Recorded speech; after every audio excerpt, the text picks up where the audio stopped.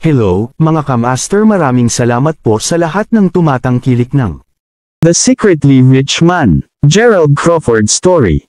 Paki-follow and subscribe mga master para sa mga susunod pang mga kabanata. Isa pala akong rich kid. By 2 years is body. Kabanata 1061 ng ilang sandali, si Gerald ay malapit nang sumakay sa helikopter nang makita niya si Wilson na dahan-daang lumulubog sa kanya. Panipin tuldok. Wilson, sabi ni Gerald. Maliwanag na may isang bagay na mali sa matandang lalaki. Kahit na mula sa malayo, ang lahat ng naruroon ay nakikita kung paano mapurol at madilim ang mga mata ni Wilson, at siya rin ay naglalakad na parang zombie. Ito ay kakatwa, upang sabihin ang hindi bababasa. Habang sumimangot si Gerald, nagpasya siyang huwag gumawa ng paglipat para sa ngayon. Yamang si Dylan ay mula sa parehong henerasyon tulad ni Wilson, tumawag siya, perpektong tiyempo, Wilson. Dahil malapit nang magtungo si Gerald sa isang mahabang paglalakbay, tatawagin ko siya upang magbid ka pa. Gayunman, tila hindi narinig ni Wilson ang sinabi ni Dylan, at patuloy lang siyang dahan-dahan sa kanila. Panipin tuldok. Wilson, sabi ni Dylan. Bumalik ka, Dylan. Sigaw ni Daryl sa labas ng asul, ang kanyang tingin ay lumilitaw na maingat. Wilson, ayos ka lang ba? May nangyari ba? Tanong ni Daryl, nakatitig pa rin sa matanda. Ang natitirang bahagi ng Crawfords ay nagsimulang sumilip sa Wilson pati na rin, mausisa kung ano ang nangyayari. Nang walang babala, biglang nagsimulang magsuka ng dugo si Wilson. Kasunod nito, ang dugo ay nagsimulang dumulas mula sa parehong mga mata, at ilong rin. Hindi nagtagal bago ang kanyang buong mukha ay naging isang madilim na lilam at ang matandang lalaki sa wakas ay gumuho sa lupa. Nakikita iyon, pareho sina Daryl at Gerald na sabay na sumigaw, Wilson. Paulit-ulit na sumisigaw ng pangalan ni Wilson habang tumakbo si Gerald sa matanda, sa oras na makarating doon si Gerald, wala na si Wilson sa buhay. Panipin tuldok. Si Wilson ay may napakalaking lakas kaya kakaunti ang mga tao sa mundo na maaaring talunin siya, may banta sa isla na ito. Ang ungol na si Daryl ay malamig habang ang kanyang mga mata ay mabangis. Sino iyon? Tanong ni Dylan na agad na kinakabahan. Sa napakataas na pagbabantay, tunay na pareho ka si Daryl mula noon, 30 taon mula nang magtagal tayo ay naghiwalay ng mga paraan, matagal na hindi nakikita, Daryl. Sigaw ng isang matandang lalaki na mukhang nasa kanyang mga araw na bumababa habang naglalakad siya sa kanila. Sa kabila ng kung paano siya mahina, ang kanyang mga hakbang ay magaan at ang kanyang tinig ay labis na malakas at malinaw.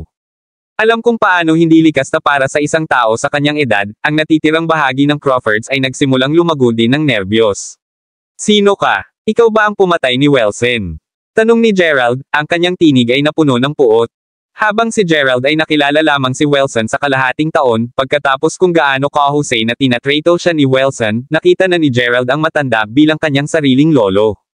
Narinig din ni Gerald mula kay Daryl na ang pamilya ni Wilson ay naging mga tagapaglingkod sa pamilyang Crawford sa maraming henerasyon ngayon, at ang bawat henerasyon ng mga tagapaglingkod ay lubos na tapat sa kanyang pamilya. Sa lahat ng nasa isip, paano hindi magagalit si Gerald tungkol sa nangyari? Retreat, Gerald. Ang taong iyon ay walang iba kundi ang Christopher ng pamilyang Model. Sabi ni Daryl habang siya ay gumawa ng isang hakbang pasulong, pinapanatili ang isang labis na kalmado. Tulad ng inaasahan ng iyong apo, si Daryl. Si Gerald ay tunay na may talento tulad ng sinabi ni Court, sa totoo lang, hindi ako naniniwala kapag sinabi sa akin ni Court na pinamamahalaang ni Gerald na pumasok sa kaharian ng mga alamat. Pagkatapos ng lahat, sino sa mundong ito ang maaaring magbago ng mga batas ng kalikasan at sanayin ang isang batang dakilang Panginoon? Sa pag-aalinlangan sa isip, napunta ako upang tumingin sa aking sarili. Upang isipin na ang sinabi ni Court ay totoo. Sabi ni Christopher habang tumango siya ng maraming beses. Sa totoo lang, binabalik ko ito ng kaunti. Mula sa nakikita ko, ikaw ay medyo lamang ng isang semi-great master, tulad ng isang awa, kung ang mga bagay ay naging mas maayos, tiyak na makamit mo ang pamagat ng pangalawang batang dakilang Panginoon sa kasaysayan ng mga alamat. Awa, idinagdag ni Christopher. At bakit eksaktong naaawa ka sa kanya, Christopher? Tiyak na hindi ka maaaring dumating sa lahat ng paraan upang batiin lamang ang aking apo, tama? Gayon din, hindi ko maiwasang mapansin na nawala ang iyong kanang braso. Paano nangyari iyon, nagtataka ako, sagot ni Daryl. Mas gugustuhin kong hindi pag-usapan ang nawawalang braso ko. At hindi, syempre hindi. Dumating lang ako upang ilayo si Gerald. Bueno, hindi ko maitatanggi na una kong naisip na patayin siya sa sandaling makarating ako rito. Kung sumama ako doon, pagkatapos na makibahagi sa pangako ng banal na tubig, ang pamilyang Moldel ay mananatili at makontrol ang mga dragon veins ng buong mundo. Haha! Gayunpaman, matapos makita si Gerald, hindi ko lang maihatid ang aking sarili na gawin ito. Sa halip na pagpasyahan ko na siyang ilayo siya, upang makita kung paano siya magtatapos sa pagiging isang mahusay na Panginoon. Sabi ni Christopher. Seryoso ka na nagsasalita at may kumpiyansa, Christopher. Hindi ko inaakala na nakalimutan mo ang aming laban 30 taon na ang nakalilipas, di ba? Hindi mo ba naaalala kung gaano kahirap para sa iyo na tumayo laban sa akin, kahit na sa parehong mga braso ay buo pabalik noon? Habang totoo na pareho kaming nakarating sa lupain ng mga alamat sa paligid ng parehong oras 10 taon na ang nakalilipas, naiwan ka na lamang sa kaliwang braso mo. Hindi madali para sa iyo na kunin ang aking apo na malayo sa akin, alam mo. Sagot ni Daryl na nagsimula ng mag-channel ng kanyang panloob na lakas sa kanyang mga kamay. Tulad ng sinasabi nila, ang pagbabago ay ang tanging pare-pareho. Gusto ko ring malaman kung tatalo ako muli sa oras na ito. Sabi ni Christopher na may malabong ngiti. Kabanata 1062. Nang matapos ang kanyang pangungusap, isang gust ng hangin ang sumabog sa katawan ng matanda, na nagpapadala ng kanyang mga simpleng damit na kumikislap sa simoy ng hangin. Napakahusay. Alam mo lang, matagal ko nang nalaman na iiwan mo ang iyong pag-iisa sa lalong madaling panahon o huli. Matagal ko nang inaasahan ang tugma na ito sa aking sarili. Sagot ni Daryl na may malakas na pagtawa. Ang iba ay pagkatapos ay napanood habang ang dalawa sa kanila ay dahan-daang nagsimulang lumapit sa bawat isa bago tumalon sa hangin. Nakatayo sa tabi, napanood ni Gerald habang pareho silang nagpakita ng pantay na halaga ng lakas at kasanayan habang nagpalitan sila ng mga suntok. Kaya ito ay isang labanan sa pagitan ng Great Masters. Makapangyarihan. Tunay na makapangyarihan. Gayunpaman, ang nagulat pa kay Gerald ay higit na ang katotohanan na kahit na si Christopher ay may isang braso lamang, tila hindi siya nakikipaglaban sa isang kawalan. Sa katunayan, kahit na pagkatapos ng pagpapalitan ng higit sa 100 suntok sa isang mata, alinman sa dalawang matandang lalaki ay nakakuha ng anumang uri ng kalamangan sa bawat isa. Ito ay lilito na ikaw ay naghihirap sa katahimikan sa loob ng 30 taon na ito, si Christopher. Upang isipin na mayroon ka pa ring sobrang lakas kahit na matapos mawala ang isang braso. Sabi ni Daryl, isang pahiwatig ng takot sa kanyang tinig. Ngayon mo lang ako binabaliwala. Sagot ni Christopher ng isang mapait na ngiti. Hindi alintana, hindi magiging madali para sa iyo na makuha si Gerald at ilayo siya. Dagdag pa ni Daryl. Oh, may kamalayan ako, Daryl. Iyon ang dahilan kung bakit ipapakita ko sa iyo ng isang maliit na pagkabansot na inihanda ko. Nagtataka ako kung may kakayahan ka bang makatiis. Sabi ni Christopher habang ngumiti siya. Isang pagkabansot. Tanong ni Daryl habang sumimangot siya. Sa sandaling natapos ang pangungusap ni Daryl, napanood niya ang malapad na mata habang ang katawan ni Christopher ay medyo translucent. Napagtanto na ito ay pagkatapos ng imahe, agad na nakakuha si Daryl sa isang nagtatanggol na posisyon habang nagmamadali si Christopher papunta sa kanya ng labis na bilis. Dahil inaasahan ni Daryl ang isang agarang pag-atake, nabigo siyang mapansin sa oras na si Christopher ay may salamin sa kanyang kamay. Sa sandaling ipinahayag ang salamin, isang puting ilaw na binaril mula dito, na hinagupit si Daryl sa dibdib. Sa sandaling nangyari, ang isip ni Daryl ay agad na nagkagulo, na binigyan ng pagkakataon si Christopher na ibagsak ang kanyang palad sa dibdib ni Daryl. Masyadong nahihilo upang masira ang kanyang pagkahulog, natapos si Daryl na umatras pa-atras bago mag-crash sa lupa. Lolo! Sigaw ni Gerald habang agad siyang nagsimulang magmadali upang matulungan ang kanyang nahulog na lolo. Si Christopher, gayunpaman, ay wala sa anuman. Sa pamamagitan ng isang alon ng kanyang kamay, ang isang pag-agos ng enerhiya ay inilunsad patungo sa Gerald. Sa kabila ng paggamit ng lahat ng kanyang lakas, natagpuan ni Gerald ang kanyang sarili na hindi makatiis sa napakalawak na puwersa. Ito ay sa sandaling ito nang sa wakas ay napagtanto niya na kahit na siya ay isang semi-great master, mayroon pa ring malaking pagkakaiba sa pagitan ng kanyang kasalukuyang kapangyarihan at ang kapangyarihan ng isang buong mahusay na master. Natalo sa isang solong suntok lamang, maramdaman ni Gerald ang kanyang dugo na ligaw sa loob ng kanyang katawan. Gamit ang puwersa sa kanyang katawan na nagmamadali sa buong lugar, natapos ni Gerald ang pagsusuka ng dugo. Gerald, retreat! Sigaw ni Daryl habang siya ay nag-fumbled. Gayunpaman, hindi ko inaasahan na maging malupit ka upang masira ang iyong kanang braso upang makontrol ang kapangyarihan ng mahiwagang salamin. Idinagdag ni Daryl habang ang takot sa kanyang tinig ay patuloy na lumalaki. Gaano katindi? Hindi nakakagulat na ikaw ang palasyo ng kaluluwa. Tulad ng alam mo na, ilan lamang sa mga ninuno ng pamilya ng Moldel ang nakontrol ang kapangyarihan ng mahiwagang salamin. Naturally, kasama ako sa pangkat na iyon. Isipin mo, ang Christopher na natalo mo 30 taon na ang nakalilipas ay bata pa at walang karanasan. Matapos ang pagkatalo na iyon, labis akong nahihiya. Bilang isang resulta, ginawa ko ang aking makakaya upang mapagbuti ang aking lakas araw-araw. Sa isang punto, sinubukan kong maunawaan ang mahiwagang salamin na umaasa na makabisado ang kapangyarihan nito. Sa kasamaang palad, hindi nagtagal ay natapos ko na hindi ko lubos na makontrol ang kapangyarihan ng salamin. Nang malaman na ang pagsakripisyo ng aking kanang braso ay makakatulong sa akin na makakuha ng ganap na kontrol dito, ginawa ko lang iyon bilang aking pangwakas na resort. Tulad ng nakita mo, nagtrabaho ang pangwakas na resort. Sagot ni Christopher. Kung paanong ang larawan ng araw ay ang magic artifact ng pamilya ng Crawford, ang mahiwagang salamin ay ang sariling bersyon ng pamilya ng model na iyon. Dapat kong sabihin, gayunpaman, na sa kasalukuyan ay wala akong interes sa pagtalo sa iyo, Daryl. Sa halip, mas nabighani ako sa iyong apo.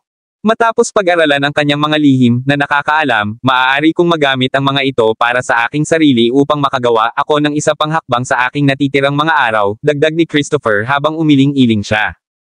Tulad ng malapit na niyang ilayo si Gerald, isang nakagalit na si Daryl ay sumigaw sa aking patay na katawan. Inaasahan kong alam mo na ang mga pagpapala ng pamilya ng Crawford ng Dragon ay hindi rin karaniwan. Panipi. Kaagad pagkatapos sabihin na, ang katawan ni Daryl ay nagsimulang kumikinang. Bilang isang layer ng mga makukulay na ilaw na nakapaloob kay Daryl, ang kanyang lakas ay tila rurok habang nagmamadali siya patungo kay Christopher. Kabanata 1063. Ang mga pagpapala ng Dragon. Muttered Christopher habang agad siyang kumuha ng ilang mga hakbang, mabilis na kumikislap ang kanyang mga eyelid. Nang makita na ang matandang lalaki ay pansamantalang natigilan, sumigaw si Daryl, Gerald. Umalis ka na ngayon. Panipi. Ang piloto mismo ay kumuha ng cue upang agad na simulan ang helikopter. Habang si Gerald ay labis na nag-aatubili na umalis, nalaman din niya na ginamit ng kanyang lolo ang lahat ng kanyang lakas para sa kanyang kapakanan. Kung siya ay nanatili dito, ang mga pagsisikap ng kanyang lolo ay walang kabuluhan. Sa pag-iisip nito, sumugod siya sa helikopter. Sa sandaling tinangka ni Christopher na ituloy ang kabataan, agad na kumapit si Daryl sa kanya na pinipigilan ang matandang lalaki na magpatuloy pa. Tinawag mo akong malupit kanina, ngunit hindi ka pa ganon. Upang isipin na gagamitin mo talaga ang iyong mga pagpapala ng dragon upang kunin ang suntok ng kapangyarihan ng aking mahiwagang salamin. Habang alam ko na hindi kita papatayin, masusugatan ka pa rin. Mayroon pa ring 3 higit pang mga buwan hanggang sa maganap ang pangako ng banal na tubig. Natatakot ako na hindi ka mabubuhay. Sinabi ni Christopher, pakiramdam na siya ay naiwan na walang karagdagang mga pagpipilian ngayon na biglang bumangon muli si Daryl. Siya, naramdaman na na-cornered ay warranted. Pagkatapos ng lahat, alam ni Christopher sa isang katotohanan na ang mga pagpapala ng dragon ay hindi isang bagay na maaaring tingnan. Ang pagdaragdag nito sa katotohanan na nais pa rin niyang lumahok sa pangako ng banal na tubig, alam ni Christopher na ang pagbibigay nito sa lahat upang labanan laban kay Daryl ngayon ay hindi magiging sulit. Ano pa, kung si Gerald ay nagawang makatakas, kung gayon ang posibilidad ng karagdagang pagpapabuti ng kanyang lakas bago ang pangako ay ganap na wala sa tanong. Sa pag-iisip nito, pagkatapos ng ilang nahihirapan, pinamamahalaan niya na malaya mula sa pagkakahawak ni Daryl. Habang tumakbo si Christopher patungo sa helikopter na naitaas na ngayon lumuhad si Daryl sa isang tuhod habang nagsimula siyang magsuka ng dugo. Alam na wala na siyang lakas upang ituloy si Christopher, maaari lamang tingnan ni Daryl ang helikopter na may nag-aalala na mga mata. Matapos lumipad ang layo na malayo sa isla, sinabi ng piloto, huwag mag-alala, ang batang master, para sa helikopter ay medyo mataas na ngayon. Nagdududa ako na maaari niyang ipagpatuloy ang paghabol sa amin mula rito. Panipi. Masarap pakinggan pa rin, nagtataka ako kung paano ngayon ang kalagayan ni Lolo. Una kong naisip na perpektong may kakayahang makitungo kay Christopher. Upang isipin na si Christopher ay may napakalakas na artifact ng magic sa kanya. Sagot ni Gerald, ang kanyang tinig ay napuno ng pag-aalala. Ang Panginoon ay napakalakas kaya hindi mo kailangang mag-alala sa kanya. Hindi mahalaga kung gaano kalakas ang artifact ni Christopher, naniniwala ako na hindi siya makakagawa ng anumang malubhang pinsala sa Panginoon. Basta alam mo, marahil ay ginulo ang Panginoon ng mas maaga dahil hindi ka pa natatanggal. Ngayon na nakatakas kami kay Christopher, ganap na nakatuon ang Panginoon sa kanya, sabi ng piloto. Sa sandaling sinabi niya na, gayunpaman, biglang umiling ang helikopter. Ito ay tulad ng isang bagay na may timbang na nakalakip lamang sa ilalim ng sasakyang panghimpapawid na sasakyan. Nakakagulat, isang segundo mamaya, ang isang ulo ay makikita na sumisilip sa bintana ng helicopter. Ito ay Christopher. Saan sa palagay mo tumatakbo ka, maliit na batang lalaki? Tanong ni Christopher na may malamig na ngiti. Bago magreaksyon pa si Gerald, inalog ng matanda ang kanyang pulso, na nagpapadala ng isang puting ilaw na kumikislap sa helicopter. Kasunod nito, ang tunog ng isang pagsabog ay maaaring marinig, at pagkatapos ng pag-ilog ng marahas, ang helicopter ay nagsimulang bumagsak. Hindi nagtagal bago ito bumangga sa lupa, at sa epekto, ang mga bato ay ipinadala na lumilipad sa buong lugar habang ang isang nagliliyab na apoy ay sumabog sa helicopter. Si Debris ay nasa lahat ng dako habang ang nasugatan na si Gerald ay dahan-daang umupo bago makarating sa kanyang mga paa. Dahil siya ay isang semi-great master ngayon, ang kanyang katawan ay maaaring makatiis ng higit sa kung ano ang magagawa ng mga regular na tao. Ang parehong hindi masasabi para sa patay na piloto, gayunpaman. Wala talagang dahilan para sa iyo upang magpatuloy sa pagtakbo, alam mo. Sumama ka sa akin. Sa iyo, makakakuha ako ng posibilidad ng karagdagang pagtaas ng aking lakas bago ang pangako ng banal na tubig, sabi ni Christopher na nakatayo sa tabi na may malabong ngiti sa kanyang mukha. Sa aking patay na katawan. Ang ungol na si Gerald habang hinuhubaran niya ang kanyang mga ngipin bago agad na ginagamit ang lahat ng kanyang enerhiya upang ihagis ang kanyang maikling talon sa matandang lalaki. Nilalayon sa dibdib ni Christopher, ang maikling talon ay sumipol habang mabilis itong lumipad sa buong hangin, para lamang sa talon na mahuli ni Christopher na may dalawa lamang sa kanyang mga daliri. Nakikita kong gumamit ka ng isang nakatagong sandata. Habang kahanga-hanga, mahina ka pa rin upang talunin ako, batang lalaki. Sagot ni Christopher, lumalawak ang kanyang ngiti. Nakikita iyon, ang kawalan ng pag-asa ay dumaan sa Gerald. Naisip niya na kahit papaano ay magkaroon siya ng isang payat na pagkakataon na mabuhay. Pagkatapos ng lahat, kahit na alam niya na siya ay mamamatay batay sa hula ng larawan ng araw, siya nais pa ring lumahok sa pangako ng banal na tubig bago iyon. Upang isipin na si Christopher ay magtatapos sa pag-cornering sa kanya ng ganito. Sa kanyang isip, nadama ni Gerald na ang pagtatapos ng kanyang sariling buhay doon at pagkatapos ay magiging mas mahusay sa halip na makunan at marahil ay pinahihirapan ni Christopher. Sa kanyang pag-iisip, ang mga mata ni Gerald ay napuno ng nakamamatay na hangarin habang dahan-daang itinaas ang kanyang kamay, handa nang magpakamatay. Gayunpaman, ang sandali ay nakataas ang kanyang kamay, maaaring marinig ang isang whistling na tunog. Sa pagtingin sa pinagmulan ng tunog, natigilan si Gerald nang makita na ang maikling talon na pinched pa rin sa pagitan ng mga daliri ni Christopher ay nag-vibrate ngayon sa lugar. Ang matandang lalaki mismo ay mas nagulat pa. Gayunman, mabilis niyang nakuha ang kanyang pag-iingat at sinimulan ang pagtaas ng puwersa ng kanyang mga daliri sa talam. Bigla, ang may kintab na itim na maikling talam ay naglabas ng isang pulang flash ng ilaw. Sa mas malapit na pag-iinspeksyon, mukhang ngayon ay nakuha na lamang sa isang forge. Kabanata 1064. Maliwanag, gayunpaman, hindi lamang ito mukhang mainit. Ito ay nakumpirma ng agad na nagsimulang sumigaw si Christopher sa sakit habang pinakawalan niya ang scalding hot short blade. Sa sandaling ginawa niya ito, ang maikling talon ay agad na lumipad pabalik sa kamay ni Gerald. Ito ay isang magic artifact. Yelled Christopher, nakabawi pa rin mula sa pagkabigla. Di nagtagal, ang kanyang tingin ay napunta sa Ferrell habang siya ay nagbulong, kaya't ang larawan ng araw ay hindi lamang ang magic artifact na pag-aari ng pamilyang Crawford, kung gaano katakataka, kung nakuha ko ang aking mga kamay sa maikling talon at alamin kung paano makontrol ito, ang aking kapangyarihan ay madaling madobal. Magiging walang talo ako. Kapag nakuha ko ito, tiyak na maipakita ko pa ang aking mahusay na kasanayan at talento sa panahon ng pangako ng banal na tubig. Panipi. Nang makita na ang matandang lalaki ay nagsimula ng pag-ungol tulad ng isang baliw na tao, dahan-daang nagsimulang bumalik si Gerald. Ang langit ay tunay na pinagpala ako sa oras na ito, hindi lamang ako may kontrol sa mahiwagang salamin, ngunit malapit na akong makamit ang parehong Gerald na may espesyal na katawan at isang bagong magic artifact. Talagang hindi ako maaaring talakayin. Sinabi ni Christopher ng malakas habang nagsimula siyang maglakad patungo kay Gerald, ang kanyang mga mata ngayon ay naiilawan. Gayunpaman, pagkatapos lamang ng ilang mga hakbang, ang kanyang kaliwang braso ay nagsimulang nanginginig ng marahas habang ang natitirang bahagi ng kanyang katawan ay tumigas. Napanood ni Gerald habang ang mga ugat sa braso ni Christopher ay lumala, ang kanilang manipis na pamumula na ginagawang kahawig ng maraming bulate. Ang mukha ng matanda, sa kabilang banda, ay may pagpapahayag ng paghihirap habang ang kanyang mukha ay dahan-daang lumiko. Panipi tuldok-tuldok-tuldok. Maaari ba itong maging backfire? Muttered Gerald sa ilalim ng kanyang hininga, na pagtanto na ngayon ay ang kanyang pagkakataon na makatakas. Agad na itinapon ang kanyang maikling talon kay Christopher, ang matandang lalaki na nasa malaking sakit ginamit ang kanyang mahiwagang salamin upang mapuksa ito. Nang makita iyon, alam ni Gerald na ngayon o hindi. Sinasamantala ang backfire ni Christopher, agad na nagsimulang tumakas si Gerald. Ikaw ****. Kahit gaano kalayo ang iyong tatakbo, tiyak na maaabutan kita. Desidido akong suriin ang iyong espesyal na katawan at makuha ang magic artifact na iyon.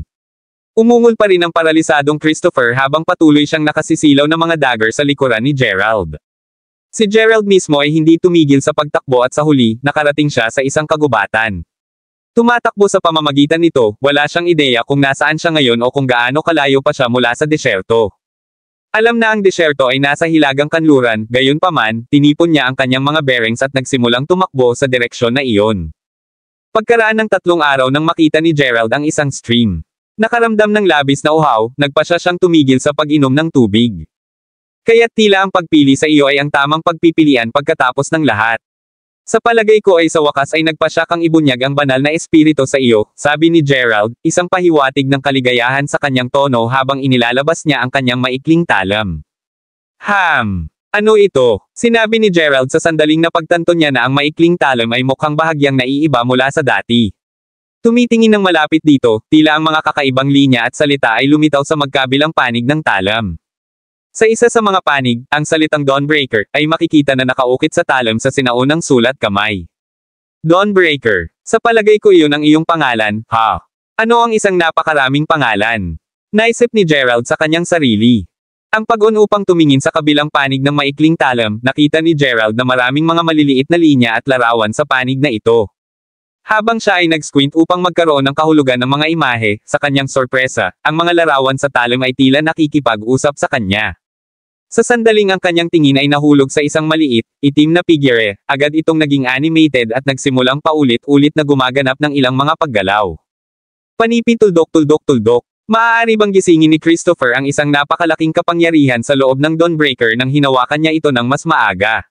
Hindi alintana, batay sa mga aksyon ng mga numero, tila ipinapakita sa akin ang tamang paraan upang magamit ang maikling talam. Panipi. Sa pag-unawa na, sinimulan ni Gerald na sineseryoso ang pag-obserba ng mga aksyon ng animate na figure. Matapos ang paulit-ulit na panunood ng mga paggalaw ng itim na figure, nakilala ni Gerald ang 4 na magkakaibang mga pattern ng pag-atake. Ang nakakagulo na bagay ay, isa lamang sa 4 na pag-atake na nadama na sinadya nilang magamit ng Dawnbreaker. Ang iba pang 3 ay nadama tulad ng mga pag-atake na angkop para sa isang mahabang tayback.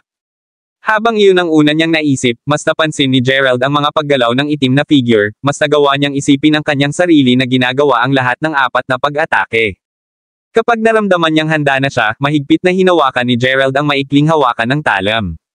Ang kanyang lakas ay lumitaw upang mag-trigger ng isang bagay sa loob ng talam, na nagiging sanhi nito upang simulan ang paghagupit. Kasunod nito, ang sandata ay tila nagsisimulang umawit. Naririnig iyon, pagkatapos ay itinapon ni Gerald ang talam na may isang mabilis na kilusan. Habang lumipad ito, gumawa ito ng isang nakakatakot na ingay na parang tunog ng hangin sa paligid nito. Ano pa, ang lakas ng talam ay tila nadagdagan din, na naghiwa sa anumang mga puno at sinisira ang anumang malalaking bato na nakatayo sa landas nito. Kalaunan, ang maikling talam ay nagsimulang lumipad pabalik sa Gerald. Gayunpaman, sa halip na mahuli ito, ginamit niya ang kanyang isip upang makontrol ang maikling talam upang makagawa ng pangalawang pag-atake. Sumunod ang maikling talam, at dahil ito, alam ni Gerald na mayroon na siyang isang madaling gamiting katulong sa larangan ng digmaan na nagawang lumipad sa buong lugar at naghahanap ng mga bahid sa kanyang mga kalaban. Kaya ito ang totoong paraan ng paggamit ng Dawnbreaker. Kabanata 1065. Si Gerald ay labis na nalubog sa kanyang bagong pagtuklas na natapos niya ang pagsasanay para sa mga araw upang makabisado ang lahat ng 4 na mga pamamaraan na ginawa ng itim na figure. Sa oras na napagtanto niya ito, 1 linggo na ang lumipas. Paghahagis muli sa maikling talam, isang paputok na tunog ay agad na narinig habang ang isang malaking bato ay gumuho sa mga piraso. Habang nag-hover ang talam sa hangin, ginamit ni Gerald ang kanyang isip upang utusan ang Dawnbreaker na bumalik sa kanyang kamay. Kapag nagawa ito, naisip ni Gerald sa kanyang sarili, ang Dawnbreaker ay tunay na may napakalawak na potensyal na pag-atake, mula sa masasabi ko, marahil ito ay kasing lakas ng isang mahusay na Panginoon. Habang maaari pa rin akong maging isang semi-great master, dahil alam ko ngayon kung paano maayos na gamitin ang maikling talam na ito, dapat kong magawa kahit na ang laban ay dapat kong ibagsak muli si Christopher. Kudlit. Sa buong linggong iyon, pinagkadalubhasaan din ni Gerald ang iba pang tatlong pamamaraan. Gayunpaman, dahil hindi niya gusto ang paggamit ng mahabang mga espada sa kabuuan, hindi talaga siya nag-abala sa pagsasanay ng labis sa iba pang tatlong gumagalaw. Hindi alintana, alam niya na naantala niya ang kanyang paghahanap para sa walang hanggang kabaong na medyo mahaba sa puntong ito. Kaya, napagpasyahan niya na ito ay mataas na oras upang umalis sa kagubatan at magpatuloy sa pagpunta sa hilagang kanluran. Sa kabutihang palad, ginawa ito ni Gerald mula sa siksik na kagubatan sa gabi. Ang pagbagsak sa isang maliit na bayan na malapit sa gilid ng kagubatan, ang tuyong kapaligiran doon ay nagpahiwatig sa kanya na ang isang disyerto ay maaaring malapit. Matapos magtanong ng ilan sa mga bayan folk, napagtanto niya na nakarating siya sa hangganan ng disyerto ng kamatayan. Natutuwa siya na ang disyerto ay lubos na malapit sa kung saan una niyang hinulaang ito habang nag-navigate sa kagubatan. Nagpapasalamat din siya na ang helicopter ay nag-crash na malapit sa disyerto, kung hindi man, tiyak na mas matagal na siyang maglakad. Matapos maghanap ng isang hotel upang manatili sa gabi, umalis si Gerald upang bumili ng ilang angkop na damit para sa kanyang sarili, alam na kailangan niya ng isang pansamantalang pahinga. Kapag nakuha niya ang lahat ng kailangan niya, malapit na siyang bumalik sa kanyang hotel nang ang kanyang matalim na tainga ay nakarinig ng isang hiyawan na nagmula sa malapit. Ano ang balak mong gawin? Oh, wala, nakita namin na kayong dalawang kagandahan ay nagmula sa labas ng bayan kaya nais naming pretuhin ka sa isang inumin. Alam mo, upang ipahayag ang aming paghanga para sa iyo. Panipi. Hakbang. Sinabi ng isa sa mga kababaihan habang itinutulak niya ang mga kalalakihan, balak umalis. Hoy, ngayon. Huwag ka pa umalis, kagandahan. Sinabi ng isa pang lalaki na siya kasama ang ilang iba pang mga kalalakihan na bloke ang kanyang landas. Maliwanag na pagkatapos makita kung gaano kaganda ang dalawa, ang mga kalalakihan ay nagkakaroon ng lahat ng uri ng tuso na mga saloobin. Habang ang mga nasabing insidente ay pangkaraniwan, natagpuan ni Gerald ang kanyang sarili na huminto sa kanyang mga track. Kudlit tuldok. Bakit ito tunog tulad ng sa kanya? Ang higit na nakinig ni Gerald, mas naisip niya na ang kanyang tinig ay kahawig ng batang babae. Ngayon ay nakakaintriga, sinundan ni Gerald ang tinig hanggang sa dumating siya sa isang sulok ng kalye. Sa sandaling nahulog ang kanyang mga mata sa kanya, naramdaman ni Gerald ang kanyang mga eyelid na twitch. Kaya't ito ay tunay na siya. Bakit siya lumabas dito? Naisip ni Gerald sa kanyang sarili sa sorpresa. Gayunpaman, mabilis niyang inalog ang sorpresa sa sandaling nakita niya ang mga kalalakihan na nagsisimulang kumilos. Nakasimangot ng bahagya, nagsimula siyang maglakad papunta sa mga nakakabagabag na lalaki. Ang mga kabataan mismo ay malapit ng malakas na i-drag ang mga kababaihan kapag ang dalawa sa kanila ay nakaramdam ng isang kamay na inilalagay sa kanilang mga balikat. Lumingon upang makita kung sino ito, binati sila ng paningin ng isang tao na nakasuot ng takip at mask. How? Saan ka nanggaling? Ikaw ay B*****. Isipin ang iyong sariling negosyo. Kung hindi ka umalis ngayon, papatayin kita. Binalaan ng malamig na kabataan. Tinitiyak na baguhin ang kanyang tinig ng bahagya, sinabi ni Gerald, hayaan silang umalis. Oh, nais mo bang kumilos tulad ng isang bayani at iligtas ang mga kagandahang ito? Ikaw lang. Bago pa man masabi ng lalaki ang iba pa, hinawakan siya ni Gerald ng palso, at isang split segundo mamaya, ang tunog ng pag-snap ng mga buto ay maaaring marinig. Naririnig ang mga hiyawan ng kanilang kaalyado ng sakit, ang natitirang mga kabataan ay agad na nagpatuloy sa pag-atake. Gayunpaman, pagkatapos ng pag-iwas sa pagsuntok sa dibdib ni Gerald, lahat sila ay nagtapos sa sakit habang pinipigilan nila ang kanilang nasasaktan na mga kamao. Lahat sila ay nakatitig ngayon kay Gerald, matakot na takot. Ang pagsuntok sa kanya ay naramdaman na sila ay sinuntok ng isang bundok kaysa sa isang aktwal na tao, pakiramdam na ang kanilang mga buto ay makakakuha ng bali kung magpapatuloy sila sa pagsuntok sa kanya, lahat sila ay sabay-sabay na nagtaka kung anong uri ng katawan ang mayroon siya. Kung ayaw mong mamatay, iwanan ang instant na ito. Ang ungol na si Gerald sa isang matigas na tono. Galpang, lahat sila pagkatapos ay humawak sa kanilang mga nasasaktan na kamay habang tumakbo sila sa halip na kaaya-aya. Pagkatapos ng lahat, nang makita ang nakamamatay na hangarin sa kanyang mga mata, ang pagtakas ay ang tanging lohikal na sagot. Gaano katindi ang nakakatakot? Kapag ang mga kalalakihan ay tumakbo, ang dalawang kababaihan ay tumingin sa kanilang tagapagligtas, pakiramdam na labis na nagpapasalamat. Salamat sa pag-save sa amin, mister. Sinabi ng isa sa mga kababaihan habang ibinaba pa ni Gerald ang kanyang takip. Nanginginig ang kanyang ulo, pagkatapos ay tumingin si Gerald bago sumagot, mabuti ito. Ngayon bumalik ka, panipi. Kabanata 1066. Matapos sabihin na, si Gerald ay malapit ng lumingon at umalis nang bigla niyang narinig ang isa sa mga batang babae na nagsasabing, "Ouch! Ang binti ko, panipi." Bumalik sa hitsura, nakita niya ang batang babae na si Yelt ay kasalukuyang humahawak sa kanyang bukong-bukong. Ito ay marahil ay nasaktan kapag siya ay nahihirapan na palayain ang kanyang sarili kanina. "Sigurado ka ba?" Tanong ni Gerald at ang iba pang batang babae nang sabay-sabay habang pareho silang bumagsak. Maya-maya ay nagulat sa kanilang mga katulad na reaksyon, ang batang babae pagkatapos ay sumagot, "Ang aking bukong-bukong ay sumasakit ng masama. Hindi sa palagay ko makalakad ako." Mabuti susuportahan kita noon. Sabi ng charismatic bespectacled girl.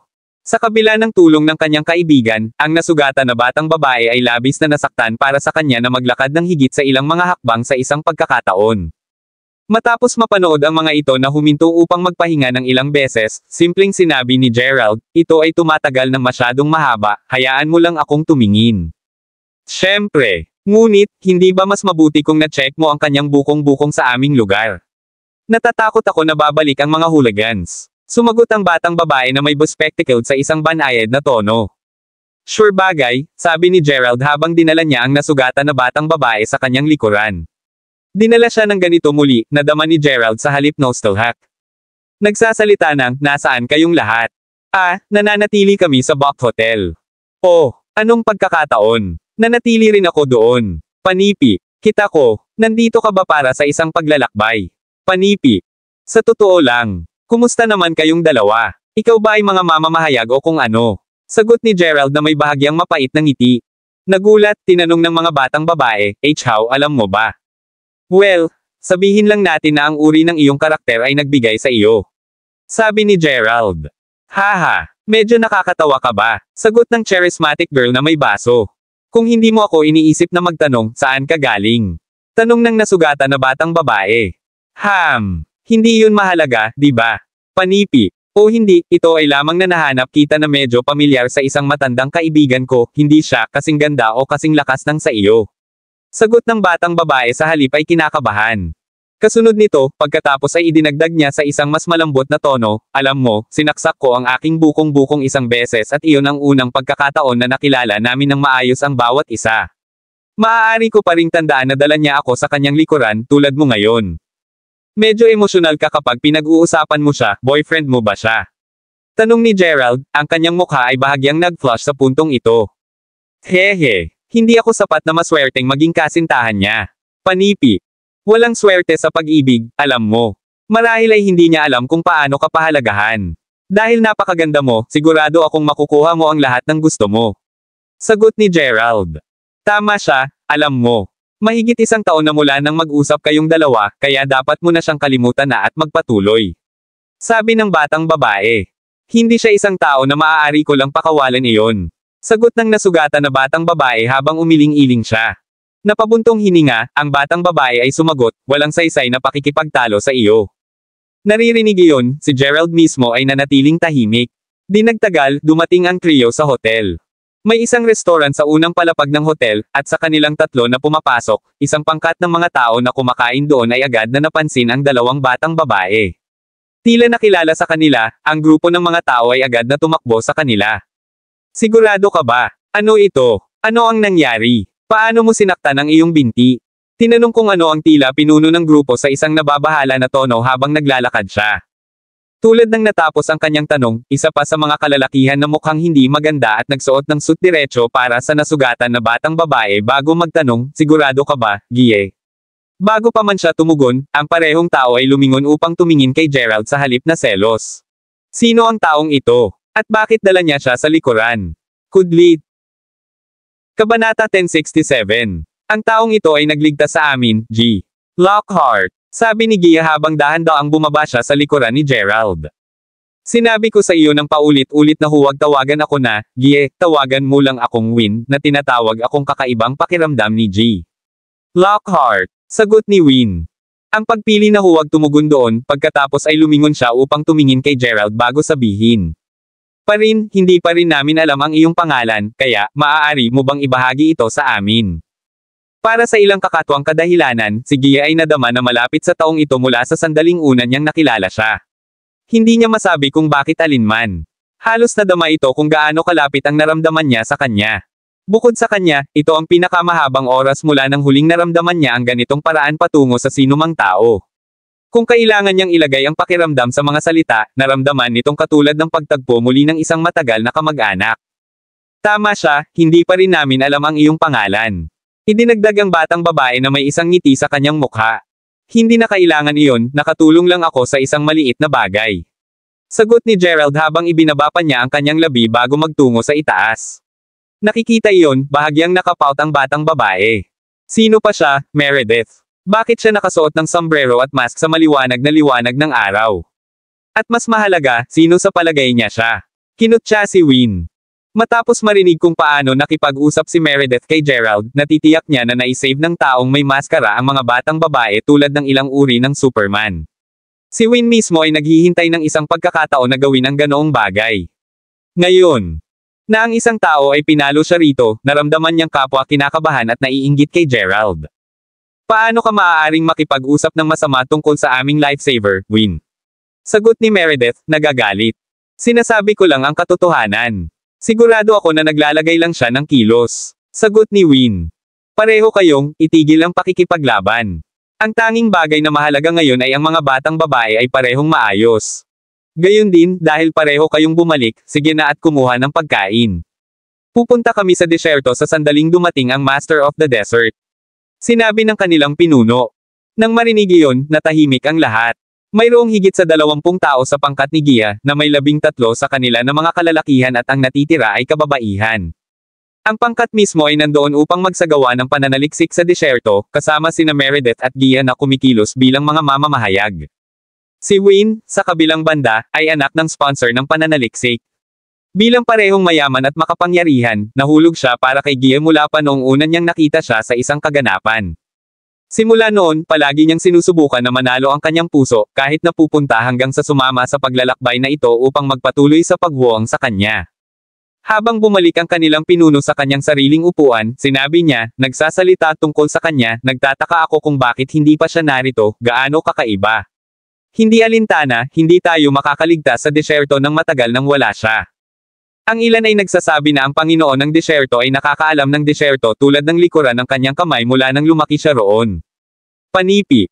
Habang ang iba pang mga miyembro ng pangkat ay nagsimulang talakayin ito, ang mga tunog ng mga kampanilya na karaniwan para sa mga kamelyo na magsuot sa paligid ng mga bahaging ito ay maaaring marinig na tumunog habang papalapit sila at mas malapit sa hotel. Nang maglaon, mahigit sa 20 kamelyo na mga cart ang huminto sa harap ng hotel. Nakatayo sa pasukan, isang nakataning na matandang lalaki na may kaibahan na puting balbas at isang mukha na puno ng mga wrinkles ay sumigaw, sige, umalis tayo. Siya ang naggabay sa lahat ng mga kamelyo, at pagkatapos marinig ang kanyang sigaw, halos lahat ng tao sa hotel ay lumabas. Bukod sa mga mananaliksik, mayroon ding iba pang mga turista na umarkila sa Master of the Desert para sa parehong mga cart at kanyang gabay na serbisyo. Kapag ang lahat ay nakamount ang kanilang mga bag at bote sa mga kamelyo, ang Panginoon ng disyerto ay magsisimulang dalhin ang mga ito sa buong disyerto. Halika, Gia. Binayaran ko siya ng labis mula nang masugitan mo ang iyong paa. Maaari kaming makarating sa cart kasama si Professor Yale upang hindi na tayo maglakad. Sabi ni Win habang lumingon siya upang tumingin kay Gia. Gayunpaman, nang napansin niya kung gaano siya nag-aalangan at kung paano siya patuloy na tumitingin sa ikalawang palapag, agad siyang nagseselos at idinagdag. Huwag mong sabihin sa akin na hinihintay mo ang taong masyadong maislan sa pananamit, Gia. Hindi ako. Hindi rin natin alam ang bawat isa. Sagot ni Gia. Magandang malaman. Hindi alintana, dapat tayong magpunta ngayon. Dito, tutulungan kita. Panipi. Mabuti, magagawa iyon ni Meredith. Kabanata 1068. Kapag handa na ang lahat, ang tao ay nagsimulang humantong sa lahat ng mga ito sa disyerto. Ito ay pagkatapos lamang na sila ay umalis sa isang distansya nang maglakad si Gerald sa labas ng hotel. Tunay na hindi niya inaasahan na bumagsak sa Gia dito sa lahat ng mga lugar pagkatapos ng isang buong taon. Hindi alintana, nagsimula na siyang magtrabaho at naging mas mahusay din siya. Habang tinukso si Gerald na ibunyag ang kanyang pagkakakilanlan kay Gia, higit sa isang taon at alam na niya ngayon na hindi pa rin niya nakalimutan ang tungkol sa kanya noong sinubukan niya ito. Alam niya kung gaano kalala ang pagtrato niya sa kanya noon, at alam na ang mga ito ay magkasama ay magiging imposible pa rin, nagpa siya si Gerald na huwag antalahin siya mula sa paglipat. Anuman, napansin ni Gerald na napakaganda ni Win kay Gia kanina. Habang hindi gusto ni Gerald si Win, nagtiwala siya na nais lamang ni Win ang pinakamahusay para kay Gia. Ito ang dahilan kung bakit hindi na nanatili si Gerald upang gamutin ang kanyang nasugatan na bukong-bukong noon. Pagkatapos ng lahat, nakikita niya na mayroon ng isang taong mag-aalaga sa kanya. Nanginginig ang kanyang ulo, pagkatapos ay hinawakan ni Gerald ang kanyang bagahe, ganap na handa na umalis. Sa pangako ng banal na tubig dahil sa 3 buwan, imposible para sa kanya na hindi makaramdam ng pagkabalisa tungkol dito. Pagkatapos ng lahat, kailangan pa rin niyang sanayin ng sapat upang maging isang buong mahusay na master at hanapin din ang walang hanggang kabaong bago noon. Hindi isang solong segundo ang maaaring masayang. Hindi nagtagal matapos ang pagpasok sa disyerto, kalaunan ay nahulog si Gerald sa pangkat ni Gia. Gayunpaman, ang kanilang ruta pasulong ay naharang ng maraming tao na nakasuot ng damit na may pulang manggas. Hoy ngayon, bakit mo kami pinipigilan? Hindi mo pagmamayari ang disyerto. Kinurot ang ilang mga turista. Ang aming time na paghingi ng tawad, ngunit ang ilang mga katawan ay natagpuan sa disyerto ilang araw na ang nakalilipas, at lahat ng mga ito ay nagpakita ng mga palatandaan ng pagharap sa kakilakilabot na pagkamatay. Iminumungkahi namin na pigilan mo ang pagpasok sa disyerto sa susunod na mga araw. Tunay na hindi katumbas ng halaga ang iyong buhay para sa isang bakasyon lamang. Ipinaliwanag ang isa sa mga taong may pula na manggas. At sa palagay mo hindi na namin alam ang tungkol dito. Narito kami sa isang pakikipagsapalaran at walang huminto sa amin. Huwag mag-abala tungkol sa mga kalalakihan na pulang damit. Magpatuloy lang tayo. Sigaw ng isa sa mga babaeng turista habang ang ilan sa kanila ay sumaire sa kordon. Sa pangkat ng mga turista na napakatindi sa pagpapatuloy, ang mga kalalakihan na pulang damit ay hindi mapigilan ang mga ito. Tulad ng sinabi ng babae, ang mga turista na ito ay narito para sa isang pakikipagsapalaran. Agad na naglalakad papunta sa Red Sleeve Group sa susunod, sinabi ni Professor Yale, talagang pinahahalagahan namin ang iyong trabaho, mga kabataang lalaki, anuman, habang narito sila sa bakasyon, narito ang aking grupo upang magsagawa ng ilang pananaliksik. Inaasahan kong papayagan mo kami at ang aming mga cart na pumasa. Panipi. Panipi tuldok. Well, ang iyong pangkat ay tila seryoso sa mga cart at lahat. Inaakala kong hindi ka namin mapigilan na magpatuloy din. Hindi alintana, inaasahan kong lahat kayo ay magtagumpay. Sumagot ang isa sa mga kalalakihan na pulang damit dahil ang iba na kasama niya ay pinayagan ng grupo ni Gia. Habang nagpatuloy si Professor Yale at ang iba pang mga mananaliksik, nakita ni Meredith ang ilan sa mga turista na nag-backtrack, marahil ay natatakot matapos marinig kung ano ang sinabi ng mga red-sleeved na lalaki. Sa pagtataka niya, nakita niya rin ang isang pamilyar na figure na naglalakad din sa likuran nila. Waving sa kanya, sinabi niya, sa palagay ko ay sumama ka rin. Nodding bilang tugon, si Gerald ay nagpatuloy lamang sa paglalakad sa katahimikan. Nang mapagtonto na naruroon siya, patuloy na tinitigan ni Gia ang binata. Ang mas tumingin siya sa kanya, mas naramdaman niya na kilala niya siya mula sa kung saan. Habang siya ay may ligaw na hula kung sino ito, ang taong nasa isip niya ay walang ganoong matibay na figure. Sa pagsasalita kung saan, sa palagay ko dapat kang sumali sa aming grupo, tulad ng sinabi ng mga kalalakihan na iyon, ang disyerto na ito ay tila mapanganib. Ang pagdidikit sa amin ay dapat na mas ligtas dahil marami kaming turista sa pangkat. Kaligtasan sa mga numero, tulad ng sinasabi nila. Kumusta naman ito? Iminungkahing Meredith mula sa taas ng cart. Ha! Ang taong masyadong maislan sa pananamit na ito ay narito na siya sa isang break na biyahe. Ibig kong sabihin ay wala rin siyang kamelyo upang mabigyan siya ng tubig. Gamit ang maliit na bote ng kanyang, siya ay mamamatay ng uhaw muna bago kahit nasa kalahati ng disyerto. Sneered Win. Mangyaring, sumali sa amin. Maaari kitang magbayad para sa iyo. Idinagdag ni Meredith, ngayon ay lalong nag-aalala. Nanginginig ang kanyang ulo, sumagot lang si Gerald, pinahahalagahan ko ang iyong tulong, ngunit kailangan kong tumanggi. Hey! Hindi mo ito kailangan, sabi mo. Wala kang ideya kung gaano kadali ang mawala sa disyerto na ito, hindi ba?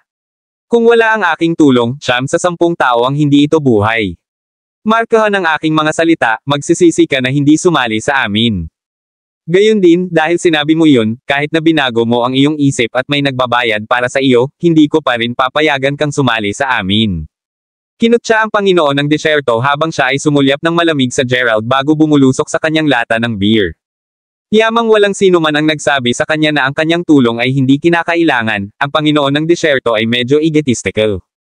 Gamit nito, sinampal niya ang mga gilid ng kanyang mga kamelyo na humantong sa kanyang mga cart na mas mabilis na gumagalaw. Si Meredith at Gia ay maaari lamang tumitig sa pag-aalala sa paglalakad na binata na dahan-daang nawala sa likuran nila. Kabanata 1069. Kahit na ang paglalakbay sa desyerto ay parehong mahaba at mainit, ang mga mananaliksik at turista ay nagawa lamang sa tulong ng Master of the Desert. Matapos ang 2 araw na paglalakbay, dumating ang grupo sa sentro ng punto ng desyerto. Tulad ng inaasahan, mula sa kung saan sila kasalukuyan, hindi isang kaluluwa ang makikita sa loob ng mabuhangin na lupain. Sa oras na ito, ang takip silim ay nagtatakda sa lalong madaling panahon kaya't nagpasya silang huminto sa isang kanlungan na kalahati na nasira. Sa kabutihang palad, maganda pa rin para sa kanila na manatili sa gabi. Nagtataka ako kung paano ang ginagawa ng tao. Sa palagay mo ba ay bumalik siya sa bayan? Muttered Gia habang nakaupo sa tabi ng fairy place, iniisip ang taong nagligtas sa kanya. Nagdududa ako. Parang hindi lang siya ang uri ng tao. Ang paraan ng pagpapakita niya sa kanyang sarili, pareho siyang matanda at maaasahan. Sa totoo lang, hawakan. Bakit mo pa rin siya iniisip? Hindi mo ba sinabi na mahal mo si Gerald? Maaari bang maging obsessed ka sa kanya dahil pareho siyang mukhang at pinapaalalahanan ka ni Gerald? Sagot ni Meredith sa isang medyo hindi kasiya siyang tono. Ang paraan ng sinabi niya, parang nakikita ni Meredith sa pamamagitan ng Gia. Ano? Hindi. Nag-aalala lang ako dahil naisave niya ang aming buhay pagkatapos ng lahat. Bukod dito, hindi ka ba patuloy na iniisip niya, Meredith? Sabi ni Gia na may ngiti. Well, inamin ko na gusto ko ang mga mature na tao, tiyak na umaangkop siya sa panukalang batas sa kagawaran na iyon. Ano pa, iminumungkahi ng kanyang mga mata na ang hindi mabilang na mga kwento ay nakatago sa likuran nila, siya ang eksaktong uri ng mahiwagang kasintahan na gusto kong magkaroon. Sagot ni Meredith nang walang pag-aalinlangan. Ay, iyon ay isang hindi tuwirang paraan ng pagsasabi na gusto mo siya. Tanong ni Gia, ang kanyang pagkamausisa ay tumulo. Well, hindi ko alam, tama. Siguro. Ibig kong sabihin ay hindi ko na mapigilan ang pag-iisip tungkol sa kanya. Gusto ko talaga siyang makilala, alam mo. Sagot ni Meredith habang pinipilit niya ang kanyang mga kamay sa kanyang mga pisngi habang nakatingin sa kalangitan. Naririnig iyon, tumangala rin si Gia sa langit sa katahimikan. Parehong narito. Gusto ko rin siyang makilala muli. Naisip ni Gia sa sarili. Pagkalipas ng isang maikling sandali, lumakad si Wayne sa kanila bago sabihin, Gia. Meredith, ano ang ginagawa mo pareho? Dito, magkaroon ng ilang mainit na tubig. Kapag ang araw ay sumisikat, ang mga bagay ay pupunta upang makakuha ng sobrang bata dito. Panipi. Mabuti, hindi ako nauuhaw. Sagot ni Gia habang umiling-iling siya, alam na alam kung ano siya.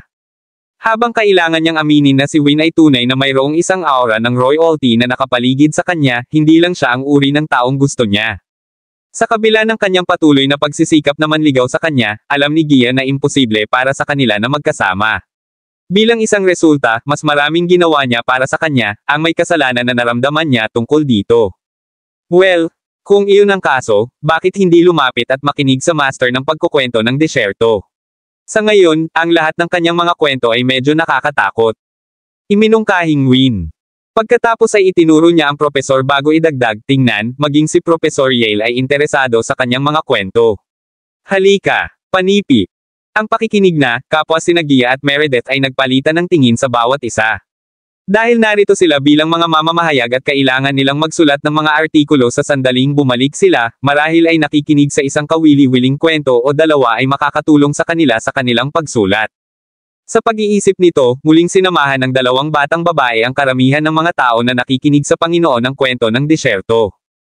Ang kwento mismo ay napunta sa pamamagitan ng The Legend of Caprenani, at siniguro ng balbas na gagamitin ang kanyang pinakaseryosong tono habang ibinabahagi ang kwento.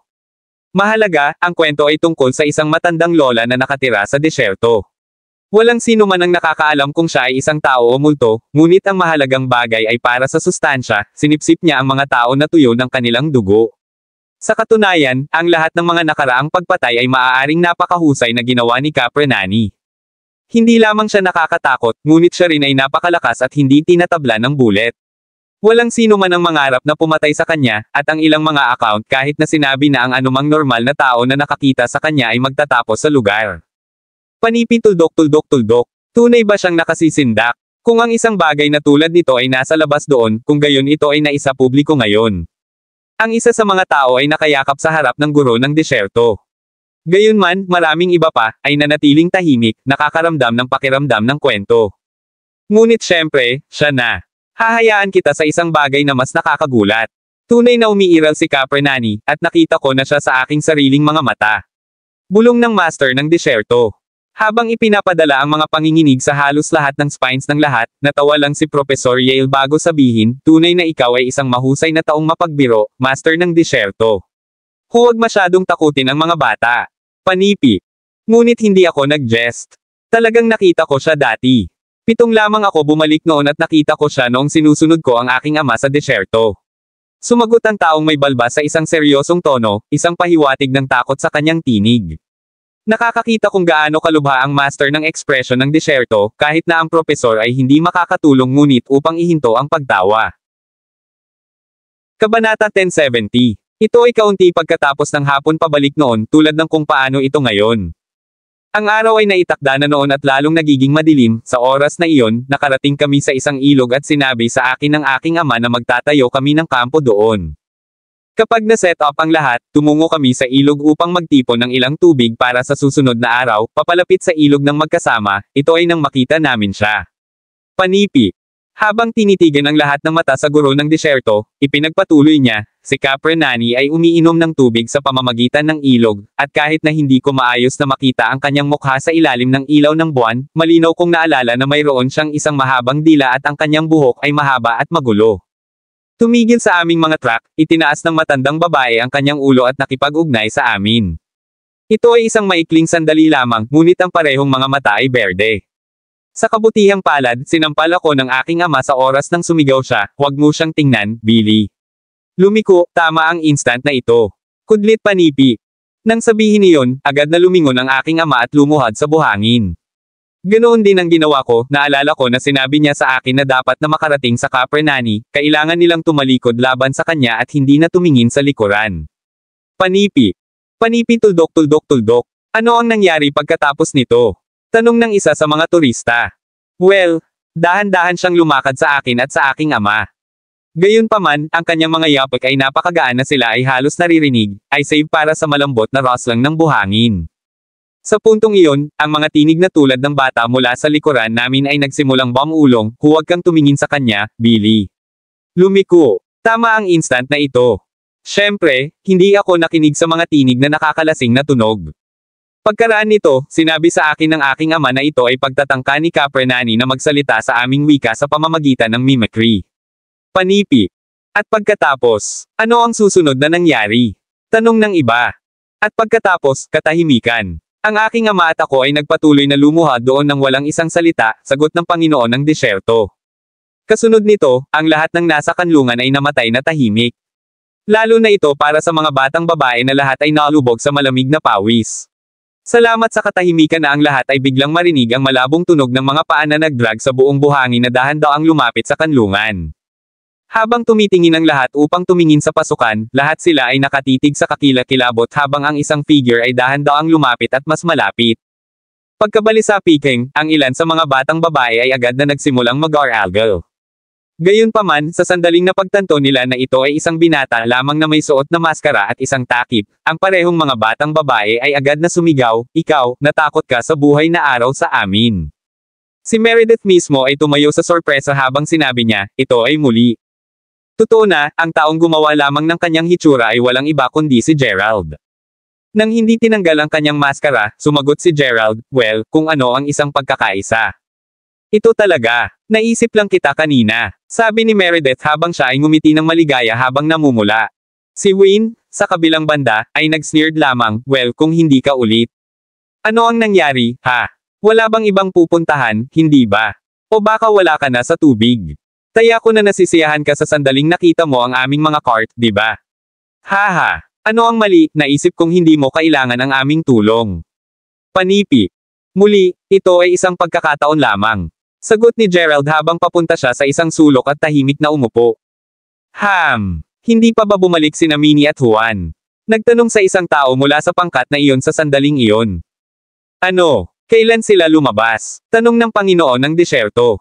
Halos kalahating oras na ang nakakaraan, sa palagay ko. Tumungo sila upang kumuha ng ilang larawan. Panipi. Mapanganib na lumabas doon sa gabi. Kailangan nating hanapin agad sila. Iniutos ang Panginoon ng disyerto bilang ilang iba pang mga tao na kasama niya. Matapos maghanap habang sinisigawan ang mga pangalan ng dalawang nawawalang tao para sa isang habang, ang ilang mga batang babae ay biglang nagsimulang sumigaw ng hysterically. Kabanata 1071. Ay nagulat, ang lahat ay agad na nagsimulang magtipon sa paligid ng mga sumisigaw na batang babae habang tinanong nila, ano ang nangyari. Gayunpaman, ang sagot sa tanong na iyon ay agad na nilinaw sa sandaling tumingin sila sa direksyon na ang mga sumisigaw na batang babae ay nakatitig sa mata. Nakahiga sa dun ay dalawang patay na katawan. Sa ilalim ng ilaw ng buwan, ang mga bangkay ay mukhang sinipsip na tuyo, na ang kanilang balat ay kumapit ng mahigpit sa kanilang mga torsos matapos na masipsip ang lahat ng kanilang mga panloob na likido. Yaong, ang mga ito ay Minnie at Juan. Sumigaw ng isang tao mula sa loob ng search party na nakilala ang mga damit na suot ng mga bangkay. Paano ito nangyari? Kalahating oras na lang, sabi ni Professor Yale. Kahit na ang propesor ay maraming karanasan sa kanyang larangan, hindi niya maiwasang maramdaman na ang kasalukuyang pagliko ng mga kaganapan ay ganap na hindi mapaniniwalaan. Ang paningin ng dalawang patay na katawan lamang ang nag-iisa sa kanyang buhok. Ito ang Kapre Nani, narito siya.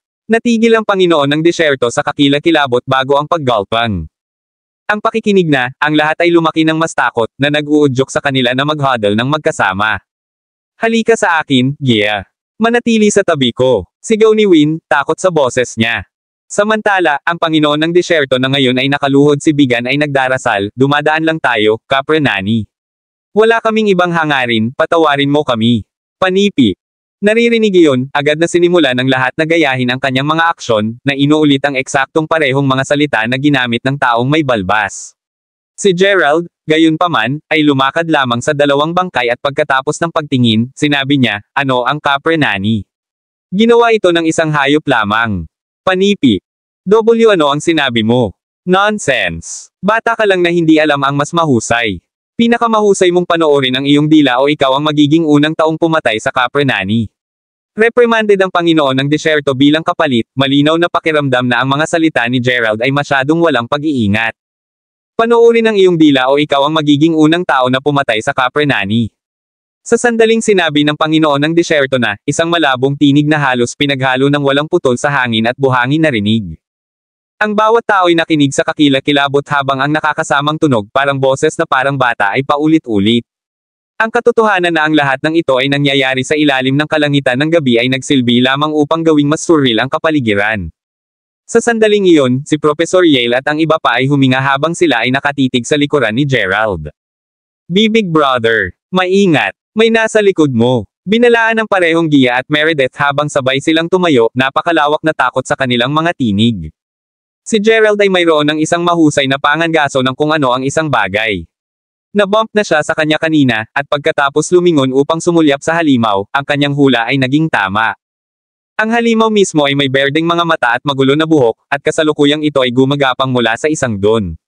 Nakatayo ng patayo, mukhang katulad siya ng isang tao sa unang sulyap. Ang mas malapit na inspeksyon, gayunpaman, kahit sino ay tiyak na malalaman na siya ay walang anuman kundi. Inuulit pa rin ang parehong linya mula sa dati, si Kapre Nani ay nagsimulang dahan-daang gumapang patungo kay Gerald kasama ang kanyang mahabang dila na napuno ng mga hilera ng mga barbs dito at paminsan-minsan ay kinaladkad sa buong buhangin na kabitin. Si Kapre Nani. Natigil ang Panginoon ng Disyerto sa takot habang agad siyang nagsimulang magkotoang sa harap niya. Hinahanap kita para sa isang buong gabi at araw, alam mo. Kaya't sa wakas ay nagpasya kang ipakita muli ang iyong sarili. Sigaw ni Gerald, malamig. Medyo matapat, sa bilis ni Gerald, nauna niya itong ginawa ng matagal na sa sentro ng Disyerto. Gayunpaman, hindi nagtagal, natuklasan niya ang pagkakaroon ng Kapre Nani. Sa ilalim ng normal na mga kalagayan, malalakad na lang ni Gerald ito upang makarating siya. Gayunpaman, ang mga ito ay hindi normal na mga kalagayan. Pagkatapos ng lahat, si Gia at ang kanyang grupo ay nasa likuran pa niya. Natatakot si Gerald para sa kaligtasan ni Gia dahil sa isa, tila mas gusto ng hayop ang pag-atake sa mga turista. Pangalawa, maaari rin niyang sabihin na ang hayop ay hindi isang ordinaryong tao na madaling makitungo. Sa pag-iisip nito, maaari lamang siyang tumalikod upang hanapin si Gia. Nang mapagtonto ng hayop kung sino si Gerald, napuno ng galit ang mga berdeng mata nito habang ang berdeng laway ay tumulo mula sa kanyang nakanganga na bibig. Mag-iwan. Lahat kayo. Makikipag-usap ako sa kanya. Inutusan si Gerald habang siya ay lumingon upang tumingin kay Professor Yale at sa iba pa. Habang agad na tumango si Professor Yale at ang iba pa, si Win mismo ay kumuha ng pistol mula sa kanyang bulsa bago sabihin. Ito ay isang hayop lamang, hindi ba? Ano ang takot sa inyong lahat? Huwag mag-alala, Gia. Protektahan kita. Panoorin mo akong patayin siya. Panipi. Bilang egoist na siya, si Win ay tiyak na hindi pinapayagan ang kanyang karibal na nakawin ang kanyang pansin. Gamit nito, naglalayon siya sa halimaw at hinaila ang gatilyo. Kahit na ang bala ay tumama sa marka nito, si Capra Nani ay bahagyang na-faced sa pag-atake. Kabanata 1072. Tulad ng sinabi ng Master of the Desert, ang halimaw ay malapit sa bulletproof dahil sa sobrang matigas na balat nito. Ano? Sigaw ni Win, natigilan. Kahit na hindi ito nasaktan ng bala, ang hayop ay nagalit sa pag-atake ni Win. Nagmamadali sa kanya, ang hayop ay pagkatapos ay sumakay sa mga paa nito at hinawakan si Win sa pamamagitan ng kanyang kwelyo bago itapon siya sa hangin. Pangalawa, natagpuan ni Win ang kanyang sarili na bumagsak pabalik sa buhangin. Matapos ang isang maikling sandali, sinimulan niya rin ang dugo mula sa kanyang bibig din. How malakas, si stuttered Professor Yale na namutla mula sa takot habang pinangunahan niya ang kanyang pangkat ng mga mananaliksik patungo sa likuran. Sa ngayon ay wala na si Win, ang hayop ay lumingon muli kay Gerald, ang pangunahing target nito mula sa simula. Sa pamamagitan lamang ng pagtingin sa kanya, maramdaman na niya kung gaano kalakas at mabisyo si Gerald.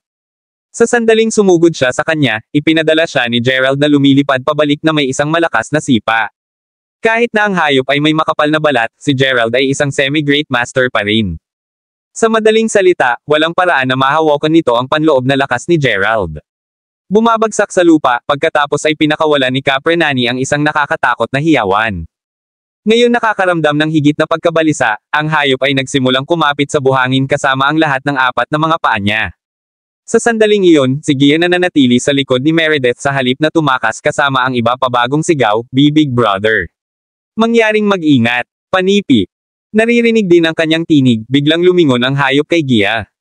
Sa loob ng isang segundo, ang hayop ay tila bumubuo sa isip nito habang kinuha niya ang isang maliit na buhangin at itinapon ito ng diretso sa Gerald.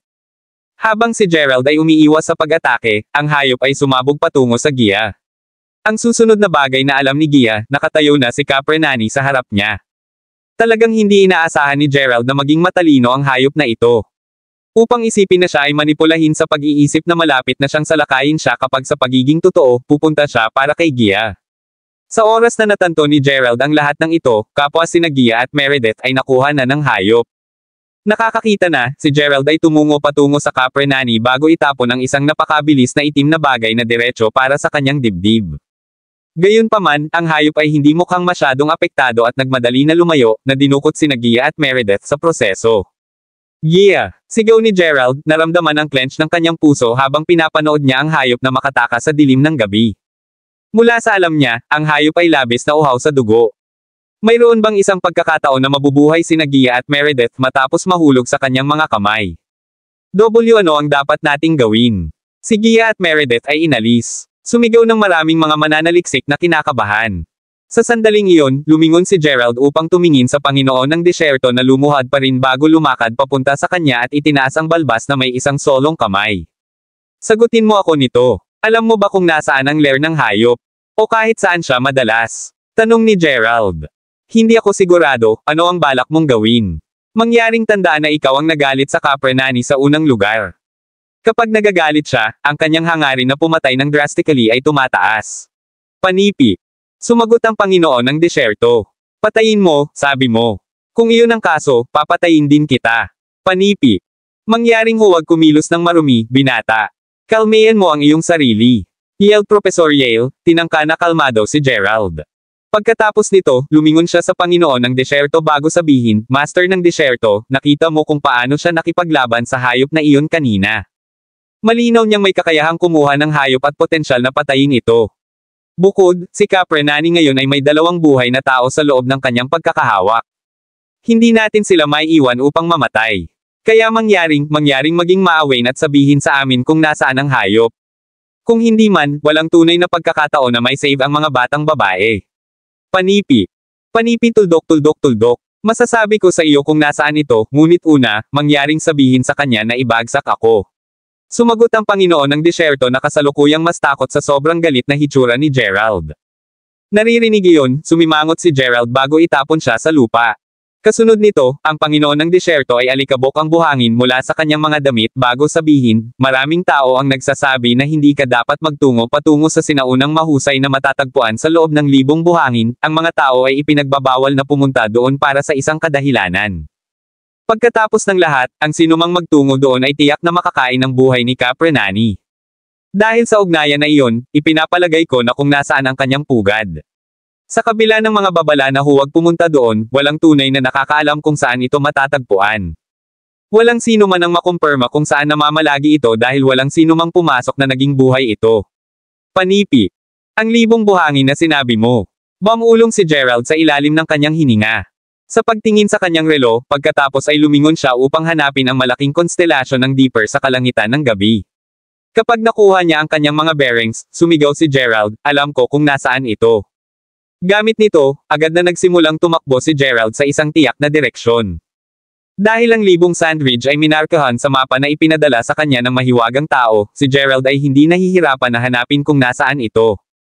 Habang tumatakbo siya, ang mga miyembro ng pangkat ng pananaliksik ay nagsimulang tumawag, kapatid, hintayin mo kami. Matapos makita kung gaano siya kalakas, alam nila na ang pagdikit sa kanya ay ang kanilang pinakaligtas na pagpipilian.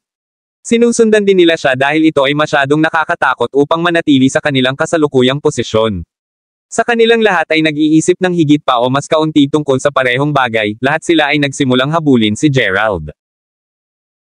Kabanata 1073. Matapos na tumakbo ng matagal, sa wakas ay nakarating si Gerald sa libong buhangin. Pagdating, mabilis niyang nalaman kung bakit pinangalanan ang lugar na ito. Marahil na hindi bababa sa 1,000 mga buhangin ng buhangin na nag-overlay sa bawat isa, maliwanag ang inspirasyon para sa pangalan ng lugar.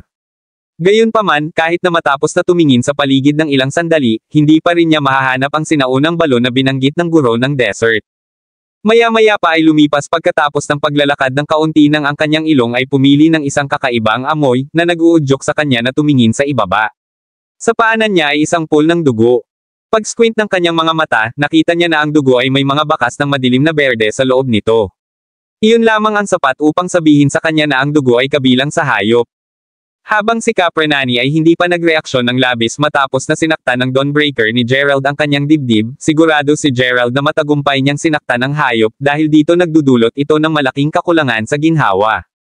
Pagkatapos ng lahat, kahit gaano kalakas ang mga panlaban ng ibang partido, malubhang nasugatan pa rin sila sa sandaling na hit sila ng Dawnbreaker. Sa pamamagitan ng pagsunod sa landas ng dugo, hindi nagtagal bago pa man natagpuan ni Gerald kung nasaan ang sinaunang balon. Kung hindi ito para sa dugo, napakahirap na hanapin ito. Pagkatapos ng lahat, ang balon na nakalagay sa hilaga ng libong buhangin na buhangin ay napakahusay na nakatago, hindi katulad ng isang nakatagong pasukan sa kuweba. Habang papalapit siya sa balon, isang kakilakilabot na baho ang napuno ng kanyang mga butas ng ilong. Narito ang hayop, sigaw ni Gerald habang tinitigan niya ang balon. Kahit na ang amoy ay tunay na kaayla hilakbot, si Gerald ay wala talagang ibang pagpipilian kung nais niyang i-save si Gia. Huminga ng hininga, pagkatapos ay tumalon siya sa balon. Napansin na mayroong tubig sa ilalim, inayos ni Gerald ang kanyang sarili para sa epekto bago sumisid ng diretso dito. Ang balon ng tubig ay tumakbo ng malalim at pagkatapos na lumabas mula sa kabilang dulo, napagtanto ni Gerald na siya ay nasa ilang uri ng ilog. Nang makita na ang ilog ay may isang gilid, si Gerald ay may isang hunch na siya ay kasalukuyang nasa isang underground na ilog ng mga uri. Sa sandaling siya ay lumubog hanggang sa gilid ng ilog, mabilis niyang napagtanto na ang hayop ay naruroon. Sa oras na ito, si Caprenani ay nakatitig sa parehong giya at walang malay na mga katawan ni Meredith, ang kanyang barbed dila ay nakabitin. Sa sandaling napansin niya na may ibang naroroon, lumingon siya upang tumingin. Nang mapagtanto na ito ay si Gerald, agad niyang ipinagbawal ang kanyang mga fangs sa kanya, nasabay na inilalantad ang kanyang masamang nasugatan na dibdib na ngayon ay dumudugo ng labis. Ang unang reaksyon ni Gerald, gayunpaman, ay tumawag, Gia. Gia, ayos ka lang ba? Panipi. Nang hindi tumugon at nakikita kung gaano kamahal ang walang malay na batang babae, lumingon si Gerald upang tumingin sa susunod na Caprenani bago magalit na sumigaw, hayop ka. Tingnan natin na subukang makatakas sa akin muli sa oras na ito. Panipi. Gamit nito, itinapon niya ang Dawnbreaker sa Caprenani habang sabay na dumadaloy sa kanya para sa isang pag-atake. Sa dalawang panganib na biglang subaybayan, ang hayop ay nahuli sa bantay. Bilang isang resulta, ang Dawnbreaker ay madaling tinusok sa pamamagitan ng makapal na balat ng hayop at direktang sinaksak ang kanyang puso. Gamit ang hayop na ngayon ay sumisigaw sa sakit, ang Dawnbreaker pagkatapos ay sumakay sa leeg nito bago bumagsak sa pamamagitan nito. Kahit na pagkatapos nito, ang halimaw ay simpleng humawak sa kanyang leeg na patuloy na sumisigaw. Lalo na nababahala ang tungkol sa kaligtasan ni Gia, inutusan ni Gerald ang Dawnbreaker na bumalik sa kanyang kamay habang hinawakan niya ang ulo ni Capre Nani at personal na nabulok ang hayop. Kapag siya ay tapos na, patuloy na nagmamadali si Gerald kay Gia habang sumisigaw, Gia. Matapos mabilis na suriin ang kanyang katawan para sa anumang mga pinsala, naaliw si Gerald upang malaman na si Gia ay walang malay dahil sa kakulangan ng oxygen. Bilang ito ay lumipas, si Gerald ay nagpapasalamat na dumating bago ang hayop ay maaaring gumawa ng anuman sa dalawang batang babae. Gayunpaman, ngayon ay hindi pa ang oras upang maging maasahin sa mabuti. Parehong ang mga batang babae ay malubhang wala sa paghinga pagkatapos maglakbay sa mga dun sa loob ng mahabang panahon. Sa kasamaang palad, mayroong isang pamamaraan lamang na maaaring magamit ni Gerald upang pagalingin iyon. Panipituldok-tuldok-tuldok. Humihingi ako ng paumanhin, mga kababaihan.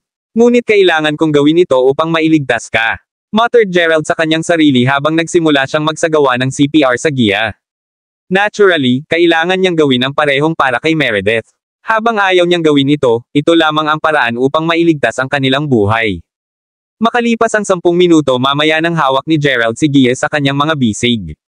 Nanginginig siya ng bahagya, sinabi niya pagkatapos, Gia. Gia, ano ang pakiramdam mo? Panipi. Makalipas ang ilang segundo, ang mga eyelid ni Gia ay nagising habang nagising ang batang babae.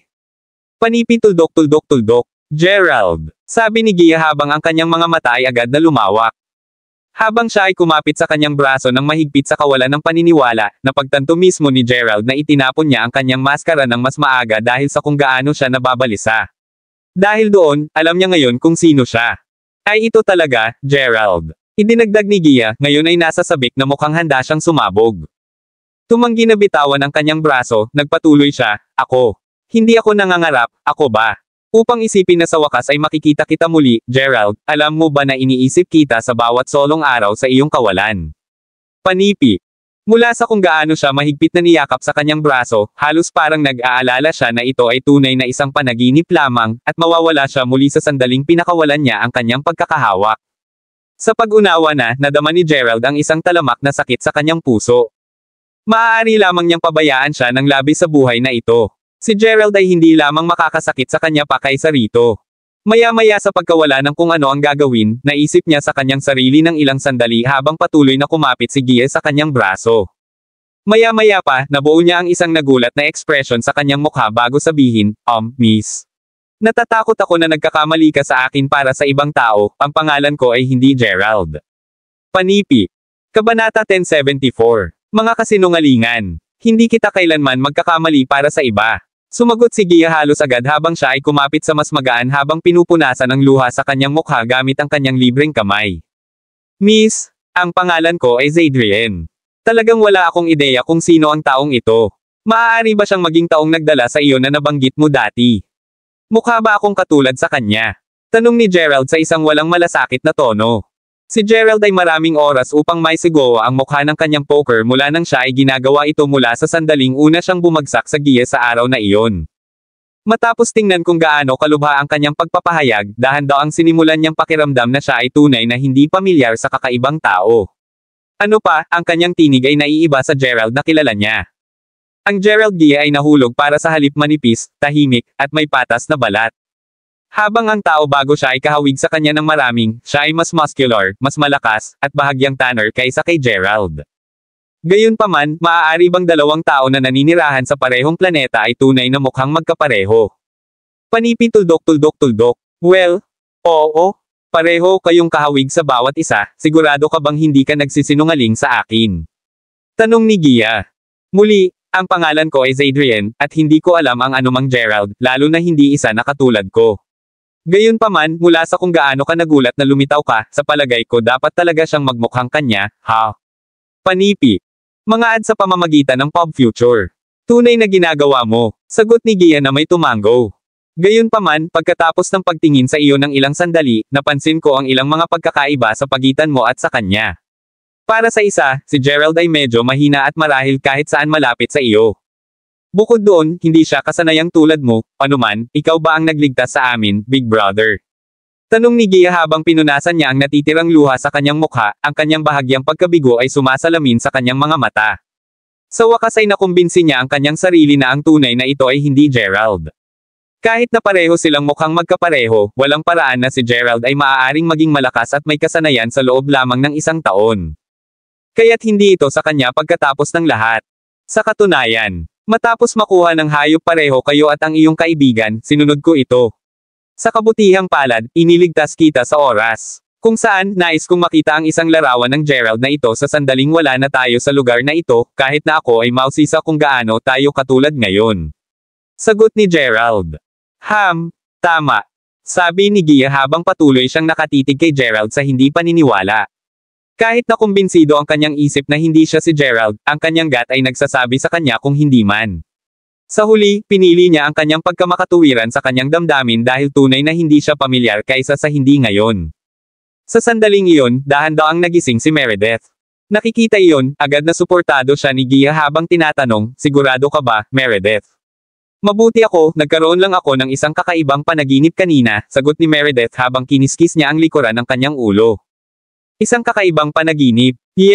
Pinangarap ko na may naghahalikan sa akin. Totoo ka ba? Nalaman mo ba ang sitwasyon na naruroon namin? Upang isipin na nasa kalagayan ka pa rin na magbiro sa paligid kapag halos nawalan lang kami ng buhay. Sagot ni Gia, pakiramdam na hindi nagsasalita. Ngunit talagang seryoso ako. Naririnig ang kanilang pag-uusap, hindi maiwasang mapurol si Gerald. Maaari kang maging Big Brother. Sabi ni Meredith aloud, ngayon napagtanto na naruroon si Gerald.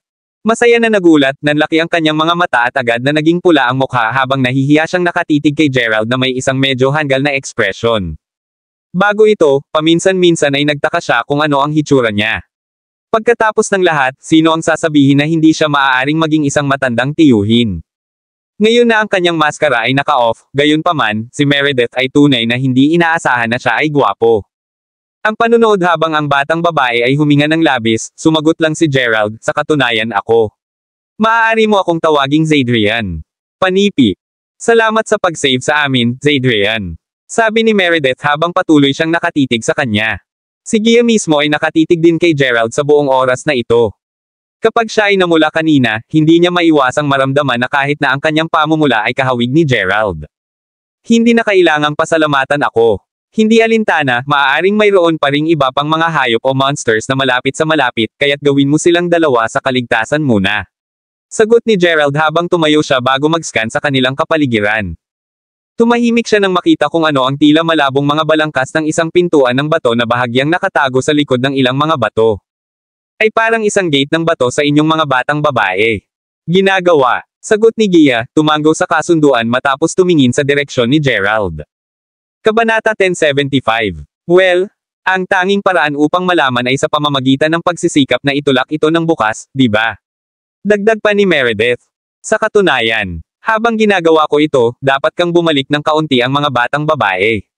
Sagot ni Gerald na may tumango. Batay sa mga alingaw-ngaw na narinig ng kanyang lolo mula sa buong mundo at kasunod na sinabi kay Gerald ang mga pagsasaayos ay karaniwang matatagpuan na nakatago sa mga lugar na binabantayan ng mga kakaibang hayop o monsters. Ang larawan ng araw mismo ay natuklasan ng mga ninuno ng kanyang pamilya sa loob ng isang yungib na matatagpuan sa isang siksik na kagubatan. Ito ay binabantayan sa oras sa pamamagitan ng isang malaki, kumakain ng puting ape, at marami sa kanyang mga ninuno ang nawala ng buhay bago tuluyang magtagumpay sa pagkuha ng larawan. Dahil narito na rin si Gerald, maaari rin siyang pumasok at tumingin. Sinabi ni Gerald sa mga batang babae na ay back off ng mas maaga mula nang mabibigat ang hitsura ng gate ng bato, alam niya na kailangan niyang gamitin ang kanyang panloob na lakas upang buksan ito. Natatakot siya na kung tumayo sila malapit sa kanya, maaari silang magtapos na masaktan. Kapag sila ay nasa ligtas na distansya, nagsimulang pakiramdam si Gerald sa paligid ng gate ng bato para sa isang mahina na lugar. Matapos ang pamamahala upang mahanap ito, huminga siya ng malalim bago itoon ang lahat ng kanyang enerhiya sa lugar na iyon, at ilulunsad ang lahat sa isang go. Sa pamamagitan ng isang malakas na dagindong, ang anumang nakapalibot na mga bato ay nagsimulang sumayaw sa lugar habang ang lugar ay nanginginig ng bahagya. Pangalawa, ang tunog ng bato na nagdrag laban sa dumi ay maaaring marinig habang ang mga gap sa pintuan ay nagsimulang lumawak. Tunay na ito ay isang gate ng bato. Sa pagkumpirma nito, patuloy na itinulak ni Gerald ang bukas na pintuan ng bato at sa sandaling ito ay sapat na malawak, isang lagusan ang nagsiwalat mismo sa trio. Ito, hindi maaaring maging isang sinaunang libingan, maaari ba? Tanong ni Meredith na tuwang-tuwa habang tumakbo siya sa tabi ni Gerald. Si Gia mismo ay nadarama ng bahagyang hindi mapakali matapos na masaksihan ang eksena sa harap niya. Sigurado na parang isa, sabi ni Gia. Well, pumasok tayo at tumingin sa paligid noon. Kayong mga batang babae ay maaaring sundan ako mula sa likuran. Sagot ni Gerald. Matapat na si Gerald ay hindi lahat na interesado sa kung ito ay tunay na isang sinaunang libingan o hindi. Pagkatapos ng lahat, siya ay walang kaitikot-takot na pangangailangan ng pera. Habang ang trio ay nagpatuloy ng mas malalim sa tunnel, dahan daw ang naging isang koridor na kung saan, ay humantong sa kanila sa isang lugar ng lobby. Habang ang koridor mismo ay ganap na walang laman, isang platform ng bato ang tumayo sa gitna ng lugar ng lobby. Dito, maglagay ng isang hugis parihaba na kahon ng bato na hindi nakuha ni Gerald ang kaunting ideya kung ano ang maaaring magamit nito. Sa pamamagitan ng tulong ng mga flashlight ng mga batang babae, natanto ng lahat na ang mga pader ng lobby ay pinalamutian ng mga kakaibang pattern na frescoes na gagawa ng sinuman na hindi makaramdam kapag tiningnan sa ilalim ng ilaw ng isang sulo. Nang mapansin na mayroon ding mga lampara ng langis sa loob ng silid, sinindihan nila ang mga ito na nagpapaliwanag ng lobby. Panipi tuldok-tuldok-tuldok. Sa halip na isang sinaunang libingan, mukhang katulad ito ng isang lugar ng imbakan, upang maging lubos na lantaran. Sabi ni Gia habang tinuturo ang kahon ng bato. Dahil siya ay naglalakbay kasama ang pangkat ng mga mananaliksik mula sa Hilaga hanggang sa Timog sa nakaraang taon, si Gia ay medyo may karanasan sa kanyang larangan. Naririnig iyon, si Gerald mismo ay tumango sa kasunduan habang nagsasabing, oo, sa palagay ko rin. Hoy, Zadrian. Halika suriin ito. Ang mga bagay na ipininta sa mga mural na ito ay mukhang sobrang kakaiba. Sigaw ni Meredith. Kabanata 1076. Sa paglalakad upang magkaroon ng pagtingin sa kanyang sarili, kailangan niyang sumang-ayon sa kanya kung gaano kakaiba ang kanilang hitsura. Mula sa kung ano ang nakikita niya, ang mga mural ay naglalarawan kung paano ang mga taong naninirahan dito pabalik pagkatapos ay nagpunta sa kanilang buhay. Gayunpaman, ang ilan sa mga tao na ipininta ay mukhang kakaiba. Upang ilagay ito ng simple, ang mga mural ay tila nagsasabi ng isang kwento. Sa mas malapit na pag-iinspeksyon, tila sinabi nila ang kwento ng mga item na nakatago sa silid na ito ng bato. Napansin ng Gia ay tinitingnan din ng mga mural. Tinanong ni Gerald, naiintindihan mo ba kung ano ang sinusubukan na sabihin ng mga mural, Gia? Ano? Ano, tinawag mo lang ako. Tanong ni Gia habang agad siyang nakadama at tinitigan si Gerald, isang blanko na ekspresyon sa kanyang mukha. Panipi tuldok-tuldok-tuldok. Bakit, Gia? Syempre. Hindi ko mali ang pangalan mo, hindi ba? Pagkatapos ng lahat, narinig ko ang ilang mga tao na tumatawag sa iyo na sa puntong ito. Panipi. Panipi tuldok-tuldok-tuldok. Why nakuha mo ito ng tama? Gia ng aking pangalan, oo, sagot ni Gia nang maramdaman niyang bahagyang tumitibok ang kanyang puso. Nanginginig ang pakiramdam, sumagot siya pagkatapos. Naiintindihan ko ang ilan sa kanila, ngunit ang kwento na sinasabi nila ay sa halip kakaiba. Ang unang mural dito ay tila sinasabi na ang isang bagay, hindi kapani-pani walang kakaibang nangyari, upang sabihin ang hindi bababasa, mula sa kung ano ang maaari kong tipunin, tila kakaibang mga bangkay ay nahulog mula sa langit. Ang lahat ng mga bangkay ay nakasuot din ng mga kakaibang damit, at bawat isa ay nagbigay ng kakaibang pagpapakita. Ang mga bangkay ay tila nakaranas ng isang kahabag-habag na kamatayan bago bumagsak mula sa kalangitan. Anuman, nagdulot ito ng isang paggalaw pabalik noon dahil ang lahat ng mga lokal ay lahat ay pamahiin. Naniniwala sila na ang mga bangkay ay mga sundalong makalangit, kaya't pinlano nilang itayo ang mga ito ng isang libingan upang ang mga lokal ay gumawa ng mga handog sa kanila. Ipinaliwanag Gia. Hindi makapaniwala, tama, tulad ng kung ang mga bangkay ay maaaring mahulog lamang mula sa kalangitan. Inaasahan ko na ang lahat ng ito ay ilan lamang sa mga Encanto Tale na dumating sila. Panipi. Anyway, ang pangalawang mural ay nag-uusap tungkol sa mga sundalo ng langit. Kabilang sa mga bangkay, ang isa sa kanila ay tila mas mahiwaga kaysa sa iba. Ang sundalo ng langit na ito ay tila nakatanggap ng napaka-espesyal at iba't ibang paggamot mula sa mga lokal. Batay sa mga mural, lumilitaw na sinasamba nila ang partikular na bangkay na ito tulad ng isang hari, kahit napupunta hanggang sa kautaw sa harap niya habang dinadala nila ang kanyang bangkay. Sa totoo lang, pagkatapos ng pagtingin ng mas malapit, tila sinasamba nila ang patay na katawan tulad ng isang Diyos na higit pa sa isang hari. Ang bangkay na ito ay tila mas espesyal kaysa sa natitira dahil natagpuan nila ang kanyang katawan sa isang malaking puno na bumagsak mula sa kalangitan kasama ang lahat ng iba pang mga bangkay. Idinagdag ni Gia, pakiramdam na ang kwento ay nakakakuha ng medyo hindi makatotohanan kahit na sa mga pamantayan ng engkanto. Hindi ba mayroong dalawang kabaong na dinadala kahit na? Tanong ni Meredith. Bueno? Ang pangatlong mural ay tila nagpapaliwanag na, ayon sa mural, ang isang babaeng nakasuot ng puti ay dapat mailibing sa iba pang kabaong, siya ay parang napakaganda, at ang lahat na nakakita sa kanya ay magtatapos sa pakiramdam na nagulat. Tila, mukhang maganda siya kahit napatay na siya tulad ng iba pang mga bangkay. Ano pa, natagpuan siyang nakahiga sa tuktok ng langit na sundalo na natagpuan sa parehong malaking puno na nabanggit ko kanina. Mula sa masasabi ng mga lokal, ang dalawa sa kanila ay mga mahilig na nais mailibing sa bawat isa. Dahil dito, ang mga tao ng bansang iyon ay gaganapin ng isang napakalaking seremonya ng libing para sa dalawang espiritual na nilalang sa araw na nahanap nila sila. Panipi. Tulad ng para sa ika-4 na mural. Naiintindihan ko lamang ang dating bahagi, tila, ang mahiwagang kawal ng langit. Ang bihis na puti ay nagtapos na hindi magkasama, ito ay dapat na dahil ang ilang matandang pulubi ay tumayo sa kanilang paraan, pinipigilan silang magpatuloy sa plano. Dahil sa pagkagambala ng matandang iyon, ang mahiwagang kawal ng langit ay natapos na inilagay sa loob ng isang napaka-espesyal na kabaong bago nakaimbak sa isang lihim na silid, tulad ng nakikita sa bahaging ito ng mural, ang mga naruroon sa partikular na eksenang iyon ay ang hari, ang mga nalibing sa mahiwagang sundalo ng langit, at din, ang matandang pulubi. Mula sa mga hitsura nito, ang matandang lalaki ay tumatawa sa buong oras. Panipi. Panipi tuldok. Nakikita ko. At ang huling bahagi nito. Tanong ni Gerald, nakakaramdam ng labis na nalilito habang siya ay nalilito. Hindi nakakakuha ng huling bahagi, binabanggit nito ang isang bagay tungkol sa matandang pulubi na nakakaalam ng itim na mahika. Tila, sa sandaling natapos ang seremonya ng libing, tumawa siya ng ilang beses bago mawala sa manipis na hangin. Pagkatapos nito, lumitaw ang isang napakalaking bagay na sumakop sa buong lungsod ng hari. Ito ay, hindi maiisip na sabihin ang hindi bababasa, ngunit mukhang isang pakikipaglaban. Hindi rin ako makakaintindi sa bahaging ito, sagot ni Gia habang umiling-iling siya. Paano ang impyerno ay maaaring tulad ng isang malaking pakikipaglaban kahit na umiiral libo-libong taon na ang nakakaraan? Umiling-iling si Meredith sa kanyang ulo bago sabihin, sa palagay ko lahat ito ay bunga lamang ng mga tao na pinalaki ng imahinasyon ng old, mula sa nakikita ko, ang mag-asawang langit na sundalo ay dapat na ang prinsipe at ang kanyang pinakamamahal na concubine. Ito ay may katuturan para sa mga tao ng oras na iyon upang ipinta ang mural sa ganitong paraan upang sumagisag sa kanilang malalim na pag-ibig sa isa't isa.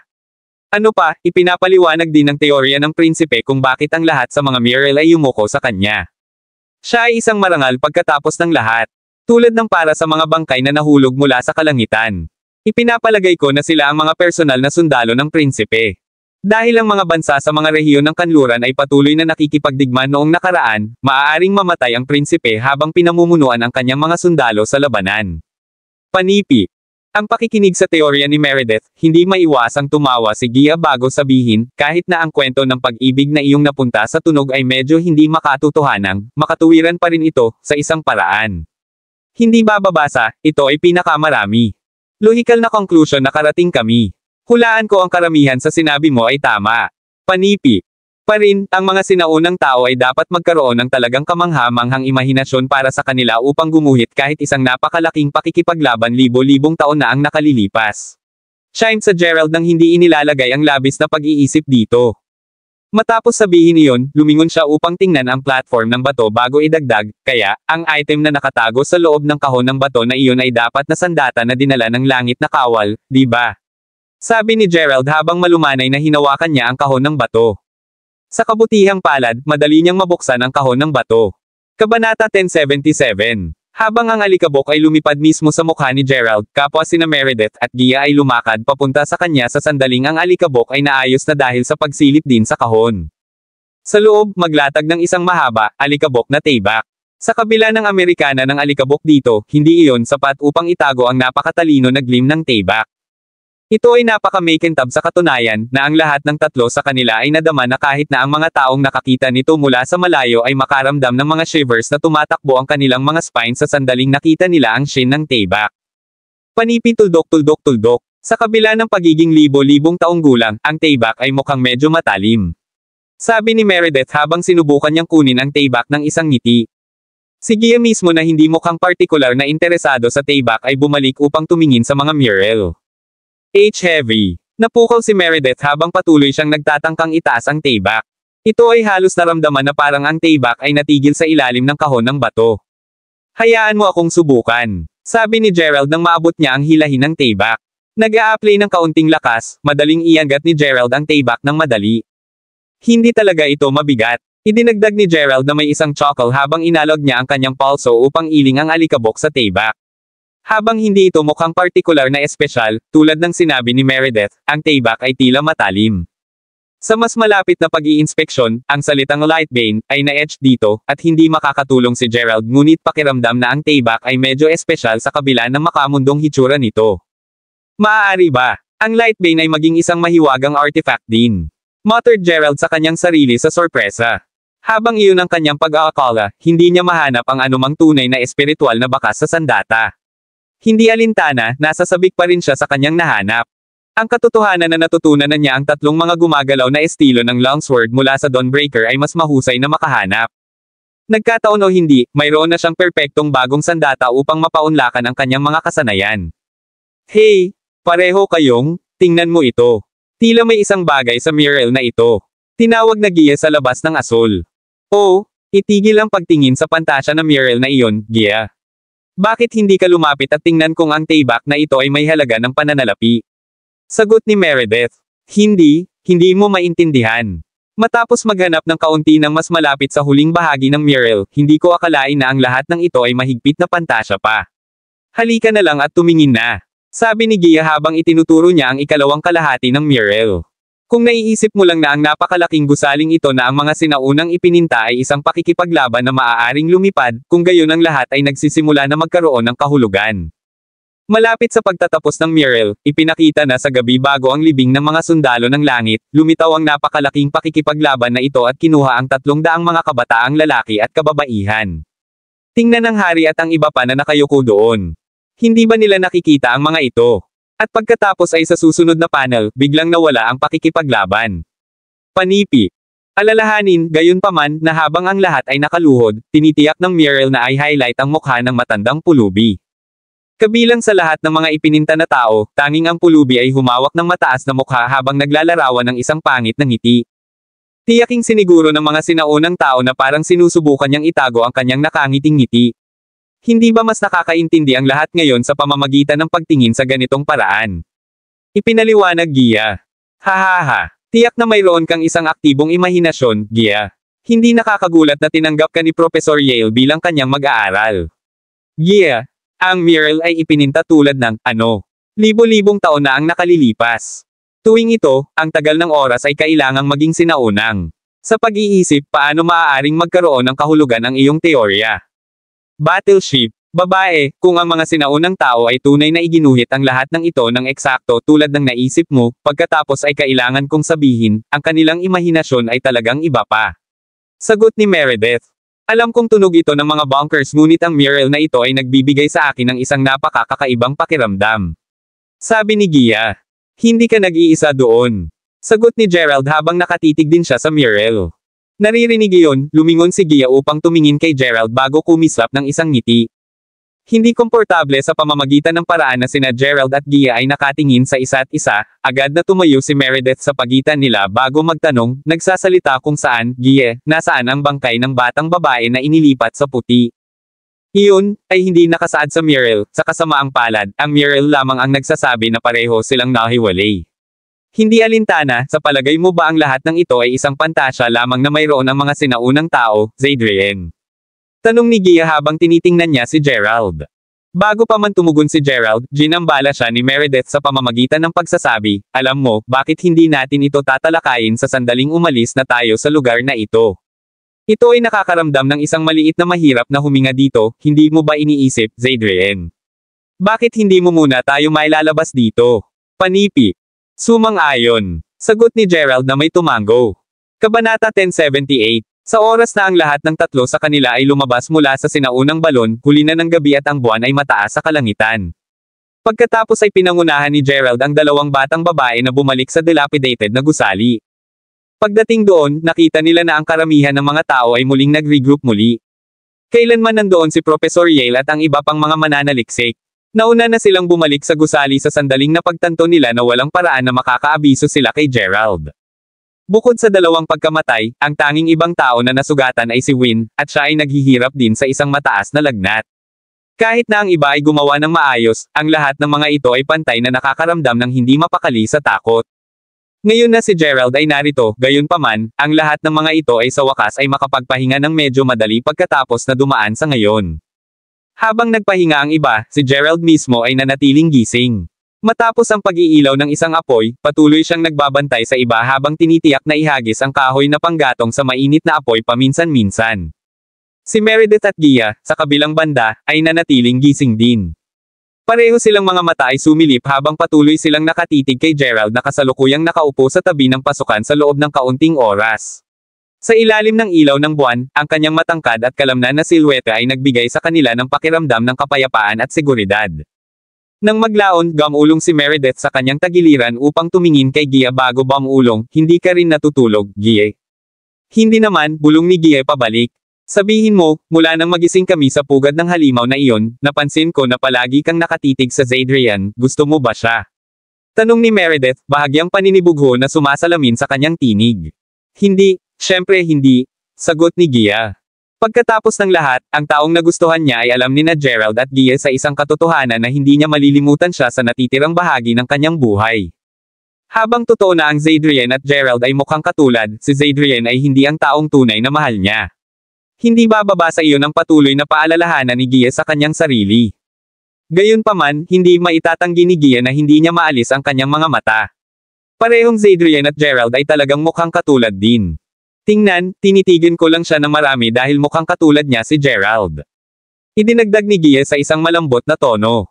Well, maaari silang magkamukha, ngunit tandaan na hindi siya Gerald. Bulong ni Meredith bilang kapalit. Naririnig iyon, gamulong ng bahagya si Gia sa kanyang tagiliran bago magtanong, mabuti, ano ang tungkol sa iyo? Marahil ay gusto mo ang Zadrian, di ba? Masasabi ko, panipi. Alam ni Gia na malalim sa kanyang puso, medyo naiinggit siya nang tanungin niya ang tanong na iyon. Gagawin ko. Habang nakatagpo ako ng maraming gwapo at magagaling na mga lalaki dati, hindi pa ako nakilala ng isang tao na maaaring mapabilib ako tulad ng Zadrian. Maraming taon na akong naghintay para lumitaw ang gayong tao. Dahil sa mga damdaming ito, naniniwala ako na sa wakas ay natagpuan ko ang tamang tao para sa akin. Sagot ni Meredith. Panipin tuldok. Nakikita ko, sabi ni Gia, pakiramdam ng isang subang ng emosyon na nagluluto sa kanyang puso. Hindi lang niya maiwasang makaramdam ng pagkagalit sa narinig iyon. Kaya, dahil pareho kaming mga kapatid na babae at lahat, nais kong tanungin ka ng isang bagay, Gia. Dahil ang Zadrian ay hindi ang tao para sa iyo, magiging maayos ba para sa akin na subukang ituloy siya? Pagkatapos ng lahat, matagal na akong naghintay para sa aking puso na ilipat ng isang tao. Bulong ni Meredith habang marahang pinisil niya ang mga kamay ni Gia. Si Gia ay hindi ang pinakamaliit na pahiwatig kung paano ilarawan ang kanyang damdamin pagkatapos marinig iyon. Habang kinukumbinsi niya ang kanyang sarili na sina Gerald at Zadrian sa kabila ng hitsura ng katulad nito hindi pareho ang tao, hindi niya maiwasang maramdaman na ang mga banayad na pag-uugali ni Zadrian ay halos katulad din ni Gerald. Ito ay lalo na maliwanag nang magising lang siya sa pugad na halimaw kanina. Bumalik noon, naalala niya na tinawag ni Gerald ang kanyang pangalan. Kahit na hindi niya talaga masabi kung lahat ba ito ay isang ilusyon, sigurado siya na narinig niya ang tinig ni Gerald. Para sa mas matatag na katibayan, nang si Zadrian ay namula kanina, namula siya sa eksaktong parehong paraan na bumalik si Gerald nang una silang nakilala sa kanilang mga araw sa unibersidad. Tulad ng kung hindi iyon sapat, ang paraan na hinabol ni Zadrian ang kanyang mga labi pabalik nang nasa silid na iyon ng bato na iyon katulad din ng dati ng ginagawa ni Gerald. Si Zadrian ba talaga si Gerald? May sadyang itinatago niya ang isang bagay sa kanya. Maaaring gusto niyang linlangan siya, ngunit sa tuwing nakikita niya siyang nakatingin sa kanya, maiisip ni Gia na ang mga mata ng isang tao na sa wakas ay muling nakipagkita sa isang kakilala pagkatapos ng mahabang kawalan. Ang mga batang babae ay karaniwang labis na mapagmasid, at si Gia mismo ay hindi naiiba. Bilang karagdagan sa iyon, ang kanyang pambabae intuition ay napakalakas din. Ang pag-unawa na, ang katotohanan na siya ay nakakahanap ng maraming pagkakapareho sa pagitan ni Gerald at Zadrian ay hindi siya sigurado kung paano kahit nasagutin ang tanong ni Meredith. Kabanata 1079. Gagawin ko ang iyong katahimikan bilang pag-aproba para sa akin na habulin pagkatapos ng Zadrian noon. Magsisimula na akong sundin siya simula bukas, sabi ni Meredith. Fine, sagot ni Gia sa isang malambot na tono. Huminga ng malalim, ipinapaalala niya sa sarili na si Gerald ang taong mahal niya. Kaya paano kung kamukha siya ni Zadrian? Sa huli, hindi pa rin siya si Gerald. Kung tunay na nagustuhan ni Meredith si Zadrian, alam ni Gia na wala siyang karapatang pigilan siya na ituloy ang kanyang sariling kaligayahan. Hindi ka maaaring maging makasarili, Gia. Akala ni Gia na tinangkang aliwin ang sarili. Hindi alintana, alinman sa mga batang babae ay hindi natulog ng isang wink sa gabing iyon dahil sa kung gaano sila nasasaktan sa kanilang sariling mga alalahanin. Maaga kinabukasan, lahat ay nag-iimpake naghahanda na umalis nang lumakad si Meredith kay Gerald bago sabihin, nahuhumaling ka ba, Zadrian?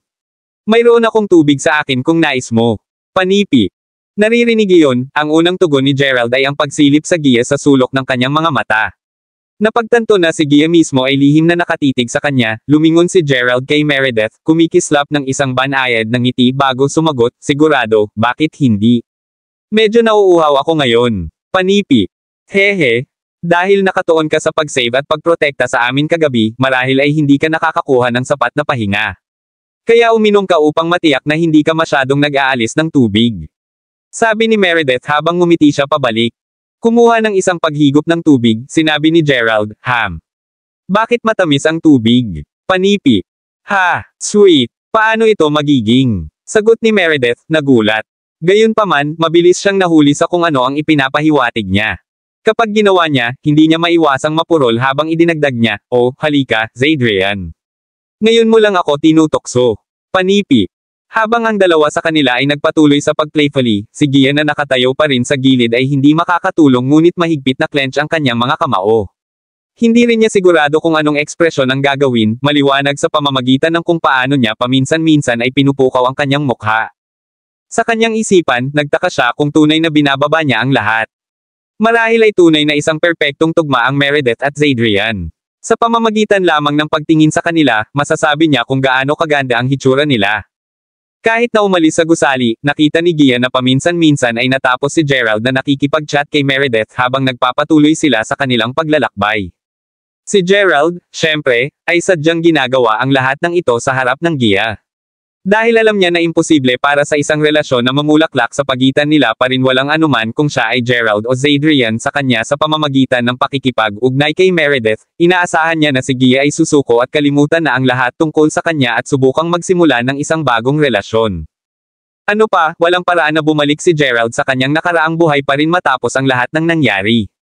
Alam na, wala talaga siyang ibang pagpipilian kundi gawin ang ginagawa niya sa kasalukuyan. Hindi lang niya masasaktan si Gia kaysa sa kailangan niya. Ang grupo ay nagtapos ng maaga sa umaga, at malapit na sa tanghali nang biglang sumigaw ang guro ng disyerto, Ano ang nasa harapan? Panipi. Tulad ng sinabi niya na, pinigilan niya ang kanyang mga kamelyo mula sa pagpapatuloy sa sandaling ito. Panipi tuldok. Mukhang isang crash na sasakyan. Nakikita ko ang ilang mga tao na nakahiga sa buhangin. Sigaw ng isa sa mga turista. Nonsense. Nasa gitna kami ng wala. Bakit ang isang sasakyan ay lalabas dito sa asul? Sagot ni Professor Yale. Pagkatapos nito, si Gerald mismo ang nag-squint ng kanyang mga mata upang tumingin sa pagkawasak. Dahan daw ang sumimangot, sinabi niya pagkatapos, hindi lamang iyon ang anumang sasakyan. Ito ay isang helicopter. Panipi. Nang sabihin iyon, nagsimulang tumakbo si Gerald patungo sa site ng pag-crash. Sa iba pa, si Gerald ay ngayon ay isang gabay tulad ng master ng disyerto. Bilang isang resulta, silang lahat ay hinabol sa kanya, na nakapaligid kay Gerald sa sandaling nakarating sila sa pinangyarihan.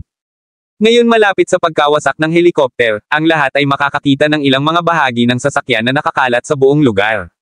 Dahil ang anumang mga apoy mula sa pag-crash ay matagal nang napatay, tinansya ni Gerald na ang insidente ay naganap sa mga unang oras ng kahapon. Tumingin ka doon. Sa palagay ko ang mga bangkay. Sinigawan ni Meredith habang tinuro niya ang isang buhangin na buhangin. Naririnig iyon, tumakbo si Gerald sa kung saan itinuro si Meredith. Lahat sa lahat, natagpuan ni Gerald na mayroong 4 na mga bangkay na nakahiga sa paligid ng paunang site ng pag-crash. Gayunman, hindi ba ang naging dahilan ng pag-tweet ng mga eyelid ni Gerald matapos na tingnan ang lahat ng 4 sa kanila? Bakit ang lahat ng mga ito ay nakasuot ng mga itim na damit? Maaari ba silang maging mga tulisan ng libingan?